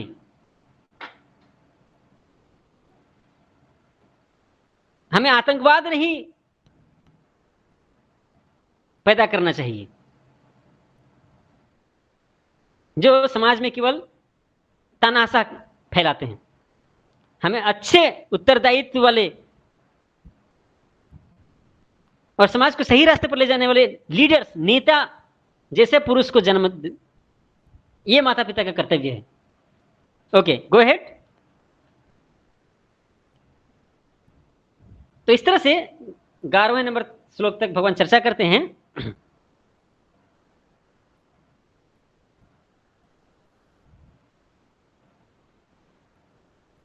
फिर भगवान बता रहे, जो ये सब सारी चीजें चर्चा कर रहे हैं, ये सारे एक्चुअली मेटेरियल मोड्स के अंदर हैं, सत्व गुण, रजोगुण और तमोगुण में ही है। यानी कि इन सभी चीजों का संबंध भौतिक जगत से है, भगवान की अपरा प्रकृति से है, माया शक्ति से है। लेकिन भगवान उनसे परे हैं। भले ही ये सारी चीजें भगवान को प्रकाशित करती हैं, कृष्ण का प्रतिनिधित्व करती हैं, लेकिन कृष्ण इन सभी भौतिक चीजों से परे हैं। तो ये श्लोक संख्या 12 में बताया गया है, ये चैव सात्विका भाव राजा सास्तामसाश्च ये मत्त एवेति तान् विद्धि न त्वं हं तेषु ते मयि। तुम जान लो कि मेरी शक्ति द्वारा सारे गुण प्रकट होते हैं, चाहे वे सतोगुण हो, रजोगुण हो या तमोगुण। एक प्रकार से मैं सब कुछ हूं, किंतु मैं स्वतंत्र हूं। मैं प्रकृति के गुणों के अधीन नहीं हूं, अपितु वे मेरे अधीन हैं। देखिए, हमें यह समझना बहुत जरूरी है कि जो प्रकृति के 3 गुण हैं वो कृष्ण के अधीन हैं। कृष्ण उन तीनों गुणों के अधीन नहीं है। जब वो इस भौतिक जगत में अवतार लेते हैं तब भी वो इन 3 गुणों के अधीन नहीं रहते। यह समझना बहुत ही आवश्यक है, क्योंकि कृष्ण जब इस धरती पर आते हैं तब भी वो अपने आध्यात्मिक शरीर के साथ आते हैं, भौतिक शरीर नहीं रहता है उनका। इस तरह का दिव्य ज्ञान कृष्ण के विषय में जब व्यक्ति को होगा तब वो व्यक्ति कृष्ण को समर्पण कर सकता है। जब कृष्ण की विराट शक्ति के बारे में किसी व्यक्ति को पता चलता है तब वह कृष्ण को समर्पित हो सकता है। इसीलिए कृष्ण भगवान अपनी इन शक्तियों के विषय में चर्चा करते हैं। और फिर कृष्ण यह बताएंगे आगे चल के कि उनका शरण लेने से क्या, उनका शरण लेने का क्या महत्व है, और जो लोग उनका शरण नहीं लेते हैं उनका क्या स्थिति होता है। Okay, go ahead, let us go to the next topic. A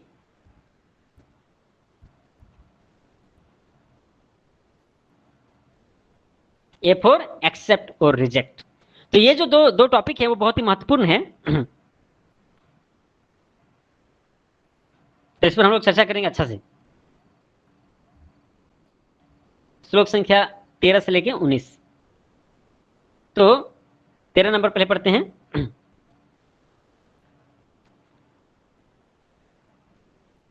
13 number shloka में ऐसे जीवों के बारे में बताया गया है जो प्रकृति के तीनों गुणों में बंधे हुए हैं और वो भटक गए हैं और वो किसी के विषय में नहीं समझ पाते।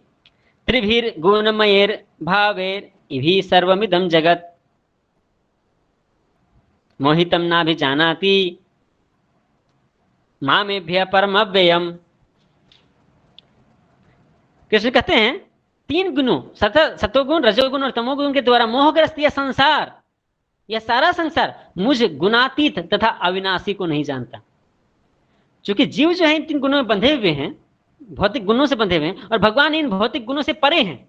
तो भला कोई एक व्यक्ति जीव जो भौतिक गुण में फंसा हुआ है वो भौतिक गुणों के परे के चीजों को कैसे समझ सकता है? असंभव नहीं है।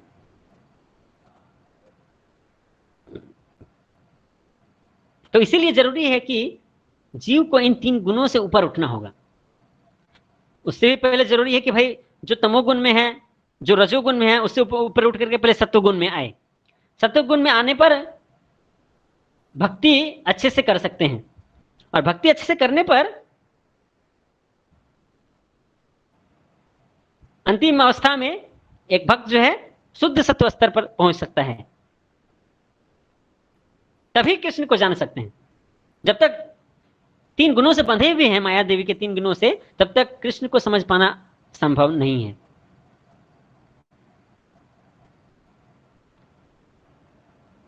तो किस तरह से हम माया के 3 गुणों को पार कर सकते हैं, यह आगे के श्लोक में बताया गया है भगवान के द्वारा। यह भी बहुत महत्वपूर्ण श्लोक, बहुत ही फेमस श्लोक है भगवद गीता का। देवी ऐसा गुणमयी मम माया दुरत्यया मामेव प्रपद्यन्ते माया में ताम तरन्ति ते। ये बहुत ही महत्वपूर्ण श्लोक है। भगवान कहते हैं प्रकृति के 3 गुणों वाली इस मेरी देवी शक्ति को पार कर पाना बहुत ही कठिन है, किंतु जो मेरे शरणागत हो जाते हैं वे सरलता से इसे पार कर जाते हैं। This is the lesson. भगवान कहते हैं ये जो 3 गुण माया देवी के 3 गुण जो है, सत्वगुण, रजोगुण, तमोगुण, इससे पार पाना बहुत ही डिफिकल्ट है, असंभव जैसा है। लेकिन कोई एक व्यक्ति पार पा सकता है। कैसे? अगर वो कृष्ण की शरण में जाए तो सरलता से पार कर सकते हैं।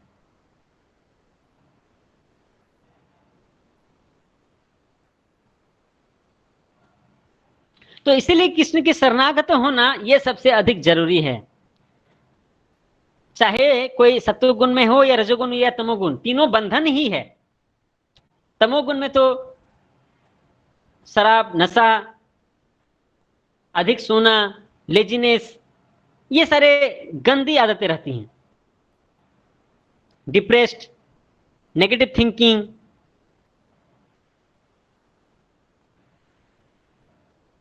ये तमोगुण के लक्षण है। उससे ऊपर जब उठता है रजोगुण, then achievement, success, lording it over to other people, rule, going to the top, ये सारे भाव जीव में रहते हैं, ये रजोगुण में। उसमें पैशन है, अचीवमेंट, सक्सेस, जो भी आत्मा का को उसके असली स्तर पर नहीं पहुंचाता है। उसके ऊपर जब जाते हैं सत्व गुण, तब satisfaction, happiness, willing to serve others, ऐसे अच्छे गुण जीव के अंदर आते हैं। लेकिन यह भी अपने आप में एक बंधन ही है, सत्व गुण भी बंधन है। जब कोई सत्व गुण में रहता है तो वो सोचता है कि मैं बहुत अच्छा हूं, मुझे किसी चीज का प्रॉब्लम नहीं है और मैं सबकी भलाई कर रहा हूं। अरे भाई, जो खुद बंधन में बंधा है वो दूसरों को कैसे भलाई कर सकता है? तो यह जो ज्ञान का आवरण बन जाता है उसका, यह उसको इस भौतिक जगत में ही बांध के रखता है, वहां से वो बाहर नहीं निकल सकता। तो इसीलिए अल्टीमेटली सत्व गुण से भी बाहर निकल के शुद्ध सत्व के स्तर पर जाना होगा।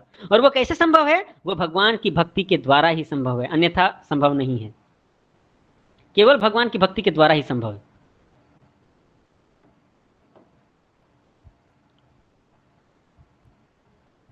क्या बोलते हैं भगवान यहां पर?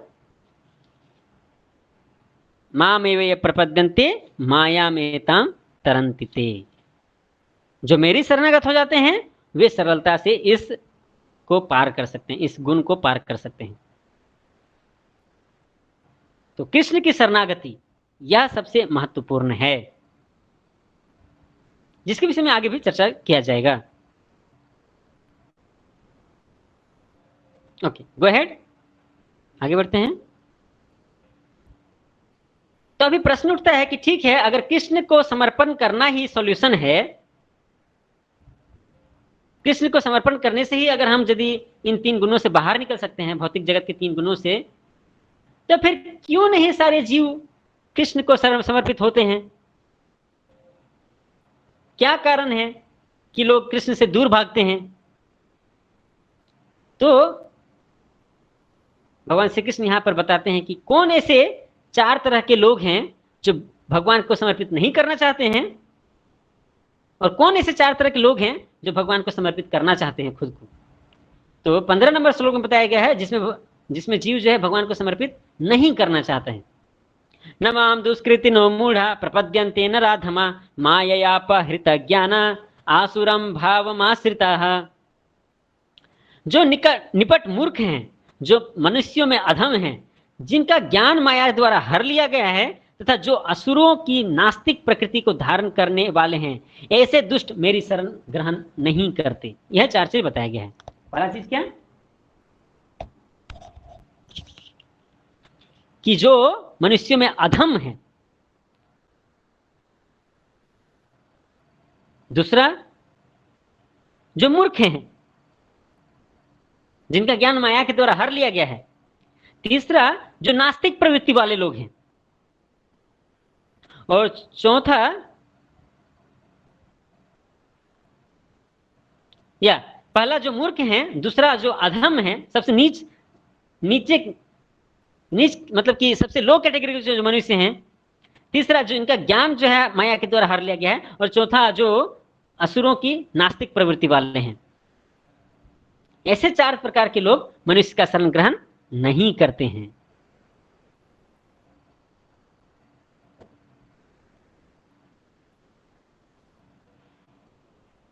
फिर आगे के श्लोक में यह बताया गया कि कैसे कौन चार तरह के लोग भगवान का शरण ग्रहण करते हैं। देखिए, इन जो 15 नंबर श्लोक है, जो चार तरह के लोग भगवान का शरण ग्रहण नहीं करते हैं, उसके विषय में बहुत विस्तार से श्रील प्रभुपाद जो है भगवद गीता के तात्पर्य में चर्चा करते हैं। तो आप लोग से मेरा रिक्वेस्ट है कि आप लोग उसको पढ़िए। कि कौन कौन ऐसे 4 तरह के लोग होते हैं जो भगवान को समर्पित नहीं होते हैं। फिर आगे 16 नंबर श्लोक में भगवान बताते हैं कि कौन 4 तरह के लोग भगवान को समर्पित होते हैं। तो हमें भी खुद को उन 4 तरह के लोगों के अंदर कैटेगरी में लाना है। श्लोक इस तरह से, चतुर्विधा भजन्ते माम जना सुकृतिनोर्जुना आर्तो जिज्ञासुर अर्थार्थी ज्ञानी च भरतर्षभः। हे भरत श्रेष्ठ, 4 प्रकार के पुण्यात्मा मेरी सेवा करते हैं। नंबर 1 आर्थ, नंबर 2 जिज्ञासु, नंबर 3 अर्थार्थी, नंबर 4 ज्ञानी। आर्थ मतलब जो कष्ट में है, जिज्ञासु मतलब जिनको जिज्ञासा है भगवान के बारे में जानने की, अर्थार्थी मतलब जिनको धन की आवश्यकता है, और ज्ञानी मतलब जो सही में नॉलेजेबल हैं। ऐसे 4 तरह के लोग भगवान के शरण में जाना चाहते हैं। गो अहेड। तो नंबर 1 है आर्थो, डिस्ट्रेस्ड, जो दुखी हैं अपने जीवन में कष्ट के कारण, वो लोग भगवान के शरण में चाहते हैं।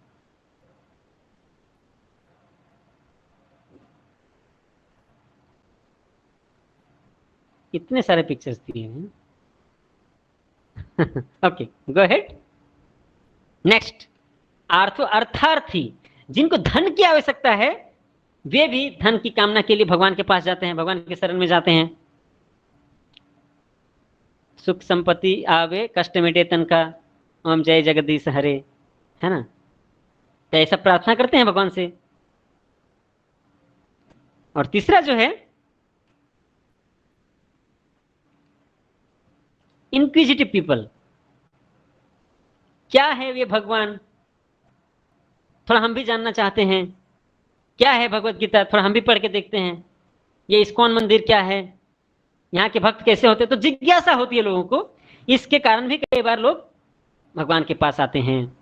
और चौथा जो है वो है ज्ञानी, जो सही में ज्ञान, जिनके पास ज्ञान है, वो भी, है ना, भगवान के पास आते हैं। जो सही में भगवत गीता पढ़ रहे हैं, उनको समझ में आ रहा है कि भगवान श्री कृष्ण ही सर्वश्रेष्ठ हैं, उनका शरण ग्रहण करना चाहिए, वैसे लोग भी भगवान के शरण में आते हैं। तो इस तरह से 4 तरह के लोग भगवान का सेवा करना चाहते हैं। Okay, go ahead. तो देखिए, ये जो 4 तरह के लोग हैं, ये भी भक्ति के पाथ पर आ सकते हैं। अगर भगवान और भगवान के भक्तों की कृपा हो, तो भगवान के भक्तों के संग में वो भक्ति वो भी कर सकते हैं। लेकिन ऐसे 4 लोग शुद्ध भक्ति के स्तर पर नहीं है।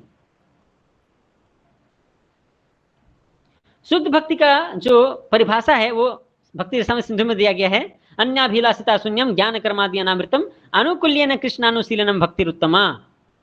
मनुष्य को चाहिए कि परमेश्वर श्री कृष्ण की दिव्य प्रेमा भक्ति किसी सकाम कर्म अथवा मनोधर्म द्वारा भौतिक लाभ की इच्छा से रहित होकर करे, यह शुद्ध भक्ति कहलाती है। भगवान श्री कृष्ण की प्रेमा भक्ति करना है, और कोई भी फल की इच्छा हृदय में नहीं होना चाहिए, और कोई मेंटल स्पेकुलेशन उसमें नहीं होना चाहिए, भौतिक लाभ की भी कोई इच्छा नहीं होनी चाहिए। ऐसे केवल और केवल एकमात्र कृष्ण की प्रसन्नता के लिए जो सेवा किया जाता है वह शुद्ध भक्ति कहलाता है। तो इस स्तर पर हमें आना होगा। तो इन 4 तरह के लोगों में जो भगवान का शरण ग्रहण करते हैं, उसमें कौन श्रेष्ठ है जो भगवान की शुद्ध भक्ति कर सकता है, तो वो उसमें उसको आगे के श्लोक में बताया गया है कि ज्ञानी जो होते हैं वो सर्वश्रेष्ठ होते हैं। जिनको सही में ज्ञान है शास्त्र का, भक्ति का, वो श्रेष्ठ हैं जो भगवान की शरण लेकर के शुद्ध भक्ति कर सकते हैं। ये 17 नंबर श्लोक में बताया गया है, तेषां ज्ञाने नित्ययुक्त एक भक्तिर विशिष्यते प्रियो हि ज्ञानिनो अत्यर्थ महम स च मम प्रिय। इनमें से जो परम ज्ञानी है और शुद्ध भक्ति में लगा रहता है वह सर्वश्रेष्ठ है, क्योंकि मैं उसे अत्यंत प्रिय हूं और वह मुझे अत्यंत प्रिय है। तो जो ज्ञानी होते हैं वो सर्वश्रेष्ठ होते हैं, वो भगवान के शुद्ध भक्ति में लगे रहते हैं। जैसे ये पिक्चर में दिया गया है चतुष्कुमार, ये ब्रह्मा के 4 कुमार पुत्र हैं जो पहले ज्ञानी थे, और उनको थोड़ा सा जब मौका मिला भगवान के चरणों के तुलसी पत्तों को सूंघने का, तो उससे उनका भक्ति जागृत हो गया और वो भक्त बन गए, शुद्ध भक्ति करने लगे। तो इस तरह से हम देखते हैं कि जो ज्ञान के स्तर पर हैं उनका भगवान कृष्ण के प्रति समर्पण ये सबसे अच्छा हो सकता है।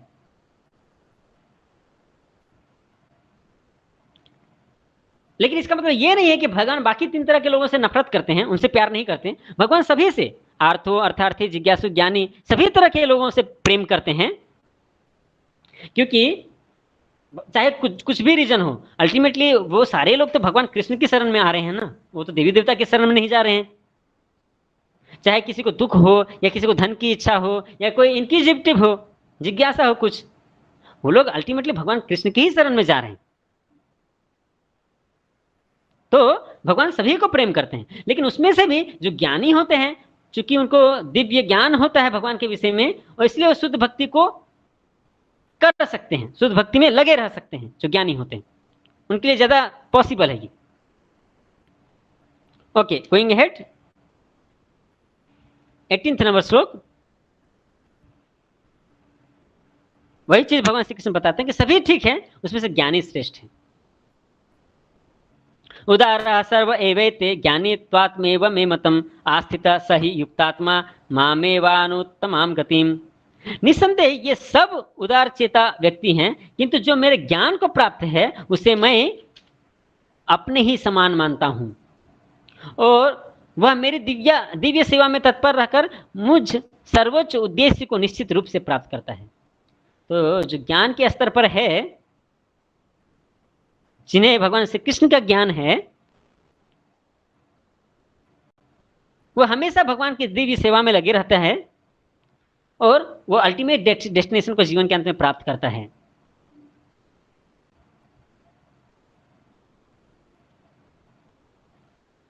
तो ऐसे शुद्ध भक्तों के विषय में श्रीमद् भागवत में कहा गया है, साधवो हृदयम मह्यम साधूनाम हृदयम तो हम मदन्यते न जानन्ति नाहम तेभ्यो मनागपि।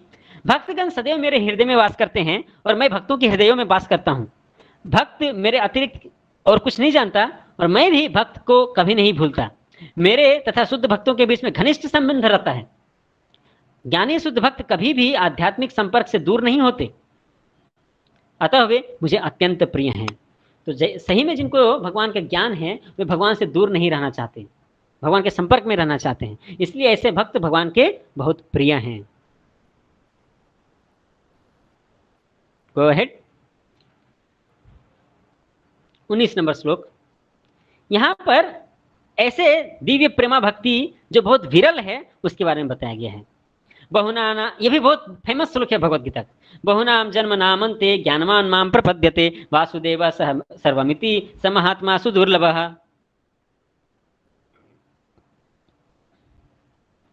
अनेक जन्म जन्मांतर के बाद जिसे सचमुच ज्ञान होता है, वह मुझको समस्त कारणों का कारण समझकर मेरी शरण में आता है। ऐसा महात्मा अत्यंत दुर्लभ होता है। तो ऐसे ज्ञानी लोग जिनको यह मालूम है कि भगवान श्री कृष्ण ही सभी कारणों के कारण हैं, ऐसा समझकर ऐसे ज्ञानी लोग उनके शरण में जाते हैं। लेकिन यह बहुत दुर्लभ है, ऐसे महात्मा बहुत दुर्लभ होते हैं। जन्म जन्मांतर के बाद ही कोई इस दिव्य ज्ञान को हासिल कर सकता है।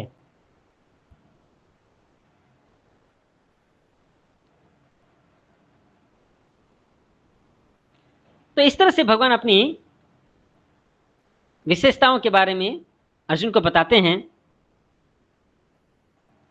और उनके भक्तों के विषय में भी बताते हैं जो उनकी दिव्य प्रेमा भक्ति करते हैं।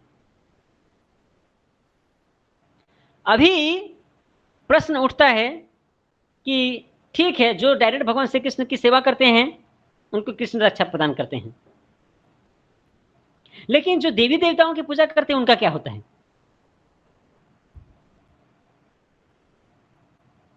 अपनी इच्छाओं की पूर्ति के लिए, धन के लिए, या जीवन के दुख को दूर करने के लिए, जिज्ञासा के आधार पर जो देवी देवताओं के पास जाते हैं, शरण ग्रहण करते हैं, उनका क्या होता है? तो आगे के 4 श्लोकों में भगवान श्री कृष्ण इसकी चर्चा करते हैं कि ऐसे लोगों का क्या होता है। लेट्स गो अहेड, आगे बढ़ते हैं। तो वो जो है इस अध्याय के 4थे टॉपिक में आता है डेमी गॉड्स, देवी देवताओं के बारे में जानकारी। गो अहेड। तो श्लोक संख्या 20 नंबर श्लोक में भगवान ये बताते हैं कि कौन कौन लोग देवी देवताओं की पूजा करते हैं। कामेस्तेस्तेर्हित ज्ञान प्रपद्यन्त्यन्य देवता तं तं नियमम् आस्थाय प्रकृत्या नियता स्वया। देखिए ये जो 4 श्लोक हैं बहुत ही महत्वपूर्ण हैं, इसको ध्यान से हमें समझना होगा। जो देवी देवताओं की पूजा करते हैं, भगवान श्री कृष्ण कहते हैं 20 नंबर श्लोक में, जिनकी बुद्धि भौतिक इच्छाओं के द्वारा मारी गई है वे देवी देवताओं की शरण में जाते हैं और वे अपने अपने स्वभाव के अनुसार पूजा के विशेष विधि विधानों का पालन करते हैं। जिनके हृदय में बहुत अधिक भौतिक इच्छाएं हैं और उनकी मति भ्रष्ट हो गई है, वो लोग देवी देवताओं के पास जाते हैं और उनके शरण ग्रहण करते हैं और वह अपने अपने स्वभाव के अनुसार अपना अपना तरह का पूजा पाठ करते हैं, विधि विधानों का नियम करते हैं, नियमों का विधि विधानों का पालन करते हैं। शास्त्रों में क्या दिया हुआ है उससे कोई मतलब नहीं है। तो ये टोटली मेंटल स्पेकुलेशन है, मनगढ़ंत हो जाता है। ये ऑलरेडी हृदय में बहुत अधिक विषय वासनाएं हैं और दूसरे शास्त्रों के नियमों का पालन नहीं कर रहे हैं, अपने मन के हिसाब से पूजा अर्चना कर रहे हैं। ऐसे लोग देवी देवताओं के शरण में जाते हैं।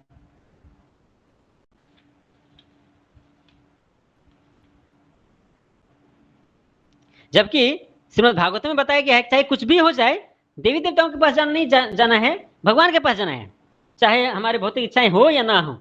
श्लोक किस प्रकार से, अकामः सर्व कामो वा मोक्ष काम उदारधि तीव्रेण भक्ति योगेन यजेत पुरुषं परम। कोई काम वासना नहीं है हमारा हृदय में, या बहुत ही अधिक भौतिक वासनाएं हैं, या मोक्ष की इच्छा है, कुछ भी हो हमें तीव्रता पूर्वक भक्ति योग करना चाहिए और भगवान श्री कृष्ण का शरण लेना चाहिए। ये श्रीमद् भागवत में बताया गया है। चैतन्य चरितामृत में बताते हैं एकले ईश्वर कृष्ण आर सद्भृत्या, केवल भगवान श्री कृष्ण ही स्वामी हैं और बाकी सब दास हैं। तो इतना ज्ञान के बावजूद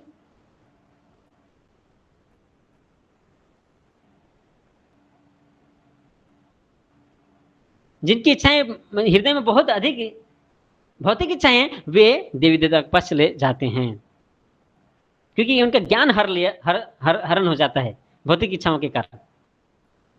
आगे 21 और 22 नंबर श्लोक में भगवान बताते हैं कि ऐसे लोगों को मैं ही श्रद्धा देता हूं देवी देवताओं के ऊपर, ताकि वो देवी देवता की पूजा करते रहे। 21 नंबर श्लोक में बताते हैं, यो यो यांग यांग तनुंग भक्त श्रद्धयार्चितु मिच्छति तस्य तस्या चलं श्रद्धां तामेव विदधाम्यहम्। मैं प्रत्येक जीव के हृदय में परमात्मा के रूप में स्थित हूं। जैसे ही कोई किसी देवता की पूजा करने की इच्छा करता है, मैं उसकी श्रद्धा को स्थिर करता हूं, जिससे वह उसी विशेष देवता की भक्ति कर सके। देखिए हृदय में परमात्मा के रूप में भगवान श्री कृष्ण विराजमान, लेकिन जब कोई जीव देवी देवता की पूजा करना चाहता है, उसकी इच्छा प्रकट करता है, तो वही परमात्मा उसके हृदय में उसकी श्रद्धा को बढ़ाते हैं। उस देवी देवता के, उस जीव की श्रद्धा को उस देवी देवता के प्रति उस श्रद्धा को बढ़ाते हैं,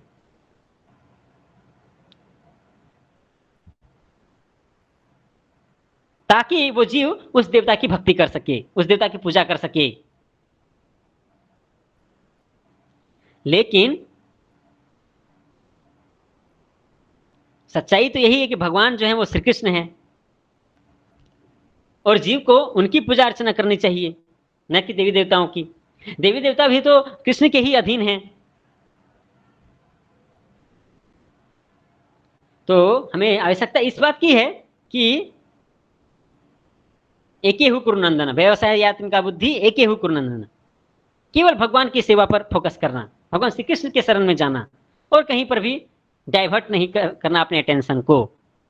यह आवश्यकता है। अगर नहीं, यदि देवताओं की तरफ किसी का ध्यान जाता है उसकी पूजा पाठ करने का, तो भगवान स्वयं उसको सही रास्ते से भटका करके गलत रास्ते की तरफ उसकी माना श्रद्धा को मजबूत कर देते हैं।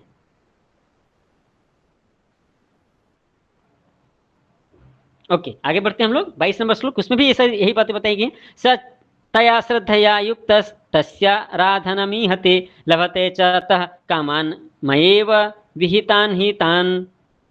ऐसी श्रद्धा से समन्वित वह देवता विशेष की पूजा करने का यत्न करता है और अपनी इच्छा की पूर्ति करता है, किंतु वास्तविकता तो यह है कि ये सारे लाभ मेरे द्वारा प्रदत्त हैं।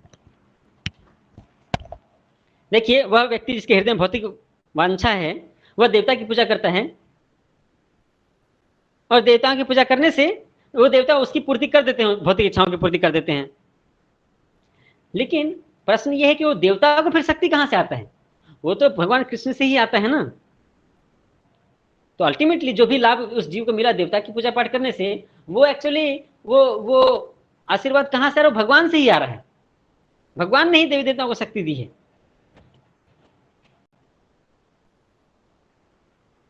लेकिन ये इनडायरेक्ट हो गया।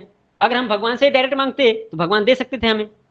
इनडायरेक्टली ये मांग किए देवी देवताओं से, देवी देवता फिर उधारी लेकर के भगवान से फिर वो जीव को प्रदान करते हैं, ऐसा कहा जा सकता है। ओके, आगे बढ़ते हैं।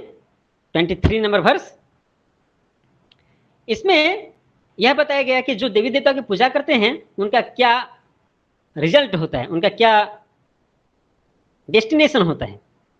अंतवत्तु फलम तेषां तद भवत्यल्पमेधसां देवान् देवयजो यान्ति मद्भक्ता यान्ति मामपि। अल्प बुद्धि वाले व्यक्ति देवताओं की पूजा करते हैं और उन्हें प्राप्त होने वाले फल सीमित और क्षणिक होते हैं। देवताओं की पूजा करने के वाले देवलोक में जाते हैं, किंतु मेरे भक्त अंततः मेरे परम धाम को प्राप्त होते हैं। ये भगवान श्री कृष्ण बता रहे हैं अर्जुन को कि देखिए, जो देवी देवता की पूजा करते हैं उनकी बुद्धि जो है भ्रष्ट हो गई है, और देवी देवता जो आशीर्वाद भी देते हैं, जो सीमित और जो फल देते हैं वो भी सीमित होता है, और वो मेटेरियल होता है, क्षणिक होता है, नष्ट होने वाला होता है। वो आशीर्वाद देवी देवता जो भी मनोकामना की पूर्ति करते हैं वो सीमित है, वो क्षणिक है, टेम्पोररी है और लिमिटेड है। जो देवी देवताओं की पूजा करता है वो देवलोक में जाते हैं, लेकिन जो भगवान श्री कृष्ण की पूजा अर्चना करता है, उनकी भक्ति करता है, वो मृत्यु के बाद श्री कृष्ण के धाम में जाते हैं। देवी देवताओं को जो एबोर्ड है, जो प्लेनेट है, वो भौतिक जगत में है, नासवान है, जबकि भगवान श्री कृष्ण का जो प्लेनेट है, ग्रह है, वो आध्यात्मिक जगत में है, सच्चिद आनंद है वो। तो जो भगवान की भक्ति करते हैं वो सच्चिद आनंद है ना, भगवत धाम में जाते हैं। जो देवी देवताओं की पूजा करते हैं वो इसी भौतिक जगत में फंसे हुए रहते हैं, जन्म मृत्यु के चक्र में, उनको असली फायदा नहीं हो पाता है फिर। ओके, गोइंग अहेड, आगे बढ़ते हैं। 24 नंबर श्लोक। अव्यक्तम व्यक्तिमापन्नम मन्यते माम बुद्धया परम भावम जानन्तु मम व्यय मनुत्तमम। बुद्धिहीन मनुष्य मुझको ठीक से न जानने के कारण सोचते हैं कि मैं, यानी कि भगवान श्री कृष्ण पहले निराकार था और अब मैंने इस स्वरूप को धारण किया है। वे अपने अल्प ज्ञान के कारण मेरी अविनाशी तथा सर्वोच्च प्रकृति को नहीं जान पाते। देखिए, ये बहुत इंपॉर्टेंट है। जो लोग बुद्धिहीन होते हैं वे लोग सोचते हैं कि जो भगवान श्री कृष्ण है उनका जो रूप है वो अल्टीमेट नहीं है। जो अल्टीमेट जो है वो है निराकार ब्रह्म, वहां से श्री कृष्ण प्रकट होते हैं। अल्टीमेट जो एब्सोल्यूट ट्रूथ है वो है निराकार ब्रह्म। बाद में वो जो निराकार ब्रह्म है वो मनुष्य रूप धारण करता है कृष्ण के रूप में। ये गलत कंसेप्ट है। ऐसे जो भक्त हैं जो भगवान को ठीक तरह से नहीं जानते हैं, ऐसे जो लोग हैं, वो भगवान के अविनाशी और सर्वोच्च प्रकृति को नहीं समझ पाते, तो बुद्धिहीन लोग हैं। कृष्ण का शाश्वत स्वरूप है, उनकी गुण है, उनकी लीलाएं हैं, तो फिर हम उनको देख क्यों नहीं पाते हैं, उनको महसूस क्यों नहीं कर पाते हैं?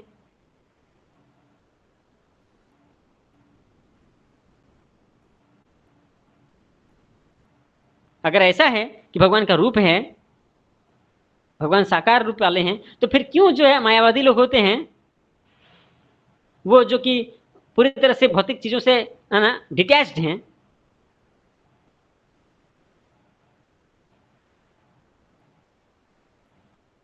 वो क्यों कृष्ण का शरण लेते हैं फिर? ये बहुत महत्वपूर्ण है।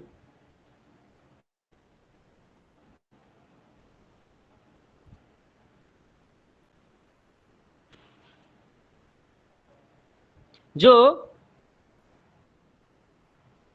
मायावादी लोग होते हैं वो कृष्ण की शरण नहीं लेते, हालांकि वो भौतिक चीजों से विरक्त हैं, अनासक्त हैं।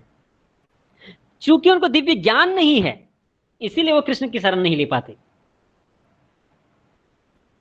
और चूंकि उनके पास कृष्ण का ज्ञान नहीं है इसलिए वो कृष्ण के लोक में नहीं जा सकते, आध्यात्मिक जगत में।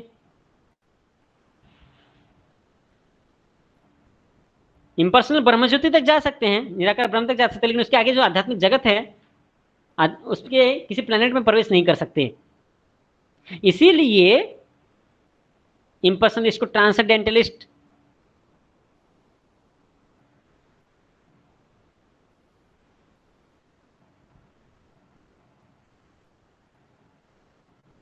नहीं कहा जा सकता, वे कृष्ण को नहीं देख सकते। यह बहुत ही महत्वपूर्ण है।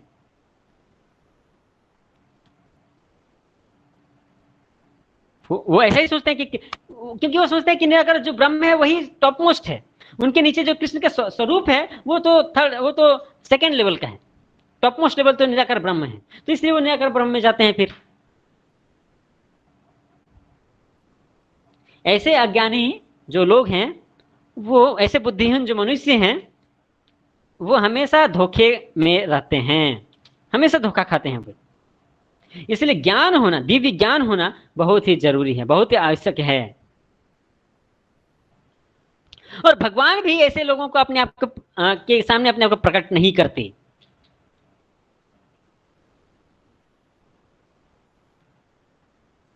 कृष्ण हमें के पास हमेशा वो कॉपीराइट है कि वो चाहे तो किसी को अपना स्वरूप प्रकट कर सकते हैं, और वो चाहे तो किसी को स्वरूप प्रकट नहीं भी कर सकते हैं। तो यहाँ यही चीज श्लोक संख्या 25 में बताया गया है। ना हम प्रकाश सर्वस्य योग माया समावृतः मूढ़ोऽयं नाभि जानाति लोको माम भजनम अव्ययम।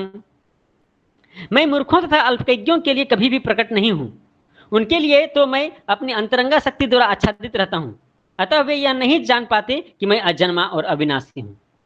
जो भौतिकवादी लोग होते हैं, स्पेशली मायावादी लोग होते हैं, वो बोलते हैं कि देखो कृष्ण का शरीर तो भौतिक है, अदरवाइज मृत्यु के समय मृत्यु कैसे हुआ, एक तीर लग जाने से कृष्ण का मृत्यु कैसे हो गया, और मरने के बाद उनका शरीर का शव पड़ा हुआ था प्रभास क्षेत्र में। तो फिर ऐसे लोग बोलते हैं देखो कृष्ण का शरीर भौतिक है। इसीलिए जो एब्सोल्यूट ट्रूथ है, वो उसका जो टॉप मोस्ट प्लेटफॉर्म है वो है निराकार ब्रह्म। एक्चुअली भगवान श्री कृष्ण जानबूझ करके एक जो है पार्थिव शरीर छोड़ के चले जाते हैं, ताकि ऐसे जो अल्पजीवी और मूर्ख और अल्पज्ञ ज्ञानी हैं, सो कॉल्ड इंपर्सनिस्ट मायावादी हैं, उनको और अंधकार में डालने के लिए और कंफ्यूज करने के लिए ऐसा भौतिक शरीर भगवान श्री कृष्ण छोड़ के चले जाते हैं।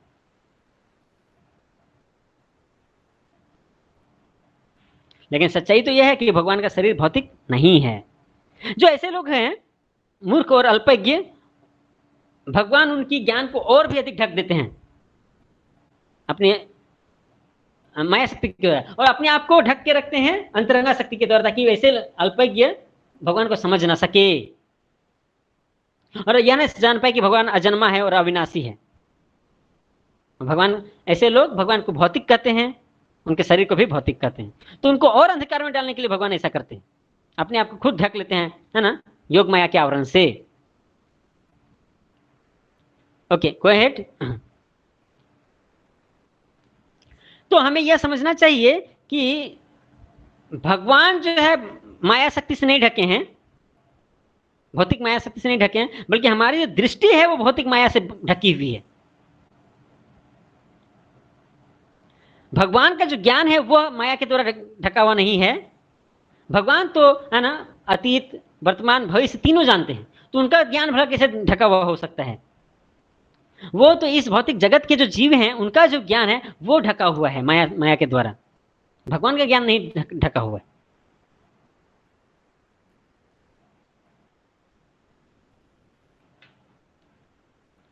तो भगवान यहां बताते हैं कि वो है ना भूत वर्तमान भविष्य तीनों के विषय में उनको ज्ञान है।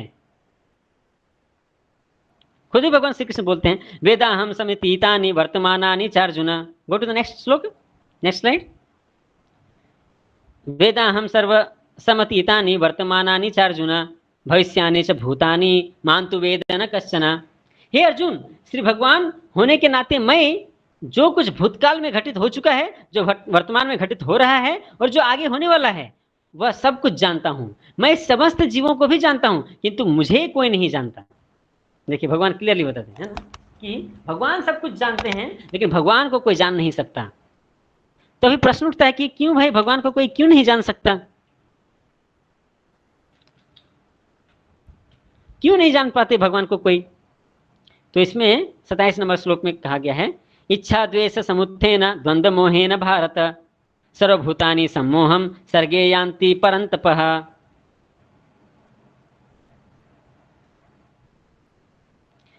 जीव क्यों नहीं भगवान को जान पाते, इसके विषय में यहाँ भगवान श्री कृष्ण बता रहे हैं अर्जुन को। हे भरतवंशी, हे शत्रु विजेता, समस्त जीव जन्म लेकर इच्छा तथा घृणा से उत्पन्न द्वंद्वों से मोहग्रस्त होकर मोह को प्राप्त होते हैं। सारे जीव जो है वो मोहित हैं। कौन सा मोह है ये? द्वंद्व का मोह। वो द्वंद्व क्यों है? भौतिक जगत में, भौतिक शरीर के कारण। किस चीज का द्वंद्व? इच्छा घृणा, डिजायर हेट्रेट।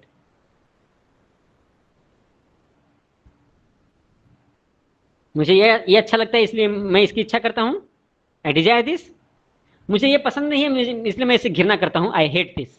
ये द्वंद्व जो है ये भौतिक जगत का ही है, और इसी द्वंद्व के कारण जो जीवात्मा वो मोहित रहता है। मान अपमान, दुख सुख, स्त्री पुरुष, अच्छा बुरा, आनंद पीड़ा, ये जो द्वंद्व हैं, इस द्वंद्व में ही फंसे रहते हैं जीव इस भौतिक जगत में। यह मेरी पत्नी है, यह मेरा घर है, मैं इस घर का स्वामी हूं, मैं इस स्त्री का पति हूं, ये मेरे बच्चे हैं, ये सब मेरे हैं और वो सब मेरे नहीं हैं, ये मेरे अपने हैं। इसी द्वंद्व में मोहग्रस्त रहता है जीवात्मा इस भौतिक जगत में, इच्छा और द्वेष के रूप में। तो अभी प्रश्न उठता है कि क्या भाई सारे जीव ऐसे ही द्वंद्व में फंसे हुए हैं क्या? क्या कोई भी ऐसा व्यक्ति है जो इस तरह के द्वंद्वों से मुक्त है और जो भगवान श्री कृष्ण की प्रेमा भक्ति कर सकता है? ऐसा कोई व्यक्ति है क्या? ऐसा पॉसिबल है, संभव है? तब भगवान श्री कृष्ण कहते हैं, ये भी बहुत ही फेमस श्लोक है भगवत गीता का, है ना, श्लोक संख्या 28। कौन जो है डिटरमाइंड होकर भक्ति कर सकता है, निश्चितता के साथ भक्ति कर सकता है, उसके बारे में भगवान बताते हैं। बहुत ही महत्वपूर्ण श्लोक है, फेमस श्लोक है। ये शांतु अंतगतम पापम जनानां पुण्य कर्मणां ते द्वंद्व मोह निर्मुक्ता भजन्ते मां दृढ़व्रता। जिन मनुष्यों ने पूर्व जन्मों में तथा इस जन्म में पुण्य कर्म किए हैं और जिनके पाप कर्मों का पूर्णतया उच्छेदन हो चुका है, वे मोह के द्वंद्वों से मुक्त हो जाते हैं और वे संकल्प पूर्वक मेरी सेवा में तत्पर होते हैं। तो यहां पर सूत्र दिया हुआ है कि कौन भगवान की भक्ति कर सकता है। तो क्या बता रहे हैं? ऐसे मनुष्य जिन्होंने पूर्व जन्मों में भी और इस जन्म में भी पुण्य कर्म किए हैं, और पुण्य कर्म करने के कारण वो उनका पाप जो है, पाप कर्म पूरी तरह खत्म हो चुका है, और वे पाप के खत्म हो जाने के कारण द्वंद्वों से मुक्त हो गए हैं और मोह उनका खत्म हो गया है। ऐसे भक्त ही संकल्प पूर्वक भगवान श्री कृष्ण की भक्ति कर सकते हैं।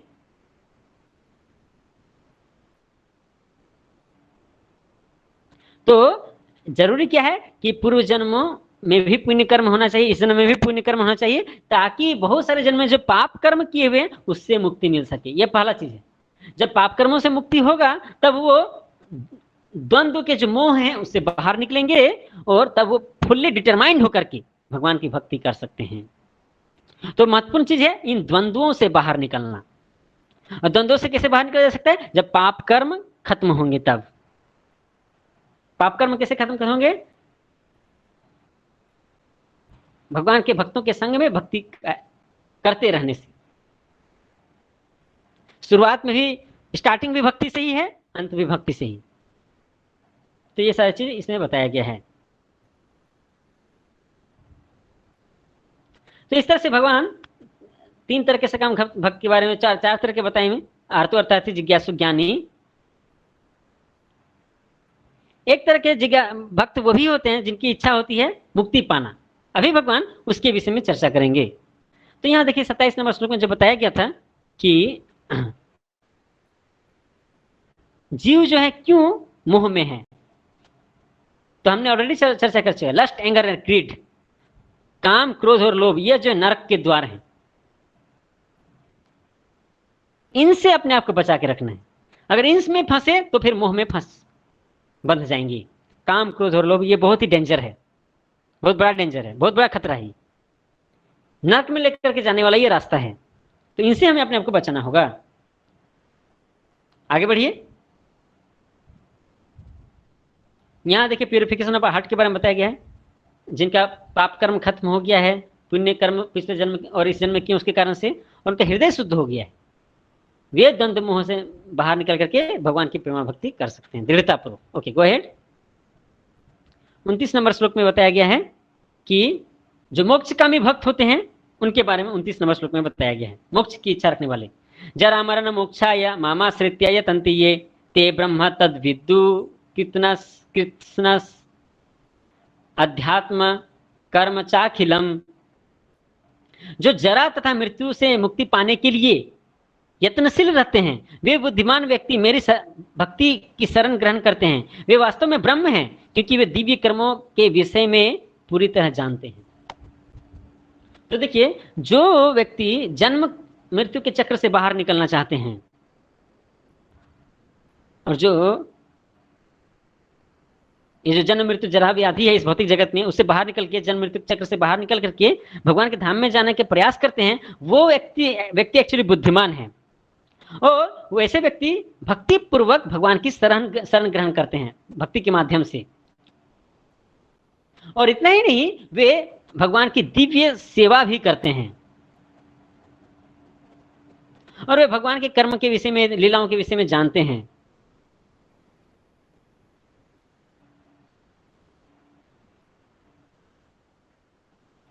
तो मोक्ष की अभिलाषा रखने वाले जो होते हैं, वो भी भगवान की शरण ग्रहण करते हैं। कैसा मोक्ष? ताकि इस जन्म मृत्यु के चक्र से बाहर निकल सके और भगवान के प्रेम भक्ति कर सके। जो इसमें हमको ये बहुत ध्यान देने वाली बात है कि जो लोग देवी देवता की पूजा करते हैं, वो भगवान के धाम नहीं जा सकते, वे जन्म मृत्यु के चक्र से बाहर नहीं निकल सकते। जो देवी देवता की पूजा करते हैं, वो मृत्यु के बाद उस देवताओं के लोक में जाते हैं, वहां भोग करते हैं जितना पुण्य करके किए हैं उसके अनुसार, और फिर उस भौतिक जगत में आते हैं, यहाँ पृथ्वी लोक में आते हैं। जन्म मृत्यु चक्र में वो फंसे रहते हैं। लेकिन जो व्यक्ति भगवान का शरण ग्रहण करता है और भगवान की प्रेममयी सेवा करते हैं भक्ति के माध्यम से, वो जो है मृत्यु के पश्चात इस जन्म मृत्यु के चक्र से बाहर निकल के भगवान के धाम में जा सकते हैं।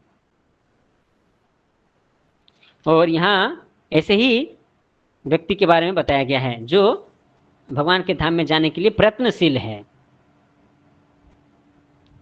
और अल्टीमेटली अंतिम श्लोक में भगवान बताते हैं इसके बारे में और विशेष रूप से, साधिभूताधिदेवं मां साधि यज्ञं च ये विदुः प्रयाण कालेपि च मां ते विदुर्युक्त चेतसः। जो मुझ परमेश्वर को मेरी पूर्ण चेतना में रहकर मुझे जगत का, देवताओं का तथा समस्त यज्ञ विधियों का नियामक जानते हैं, वे अपनी मृत्यु के समय भी मुझ भगवान को जान और समझ सकते हैं। ठीक है, तो जिसके विषय में 29 नंबर श्लोक में बताया गया, वही 30 नंबर ऐसे ही व्यक्ति के बारे में बताया जा रहा है जो भगवान की को पाना चाहते हैं। ऐसे व्यक्ति, उनकी चेतना हमेशा परमेश्वर में रहती है, भगवान में रहती है, और वे जानते हैं कि इस जगत का, सभी देवी देवताओं का और समस्त यज्ञ विधियों गतिविधियों का जो नियामक हैं, मालिक हैं, वो भगवान कृष्ण हैं। और ऐसे व्यक्ति मृत्यु के समय में भी भगवान को याद कर सकते हैं और भगवान को समझ सकते हैं। तो 3 चीज यहाँ बताया गया है। जो ऐसे भगवान के भक्त होते हैं, जो भगवान का प्रेम में सेवा करते हुए भगवान के पास जाना चाहते हैं, उनके पास 3 चीज का ज्ञान होता है। आदिभूत, जो यह मटेरियल नेचर है वो कैसे चल रहा है उसकी ज्ञान होता है, उनका governing principle of the material manifestation उसका ज्ञान होता है। दूसरा आदिदेव, उनको ये भी मालूम होता है कि भगवान सारे देवी देवताओं के कंट्रोलर हैं, control of the Demi God's. And आदि यज्ञ, वो ये भी जानते हैं कि भगवान ही वो यज्ञ हैं, और यज्ञ का जो फल है वो भगवान को समर्पित करना चाहिए। ऐसे जो व्यक्ति होते हैं उनका चेतना पूरी तरह से भगवान पर रहती है, और ऐसे व्यक्ति अंत समय में भी भगवान को समझ सकते हैं। Go ahead.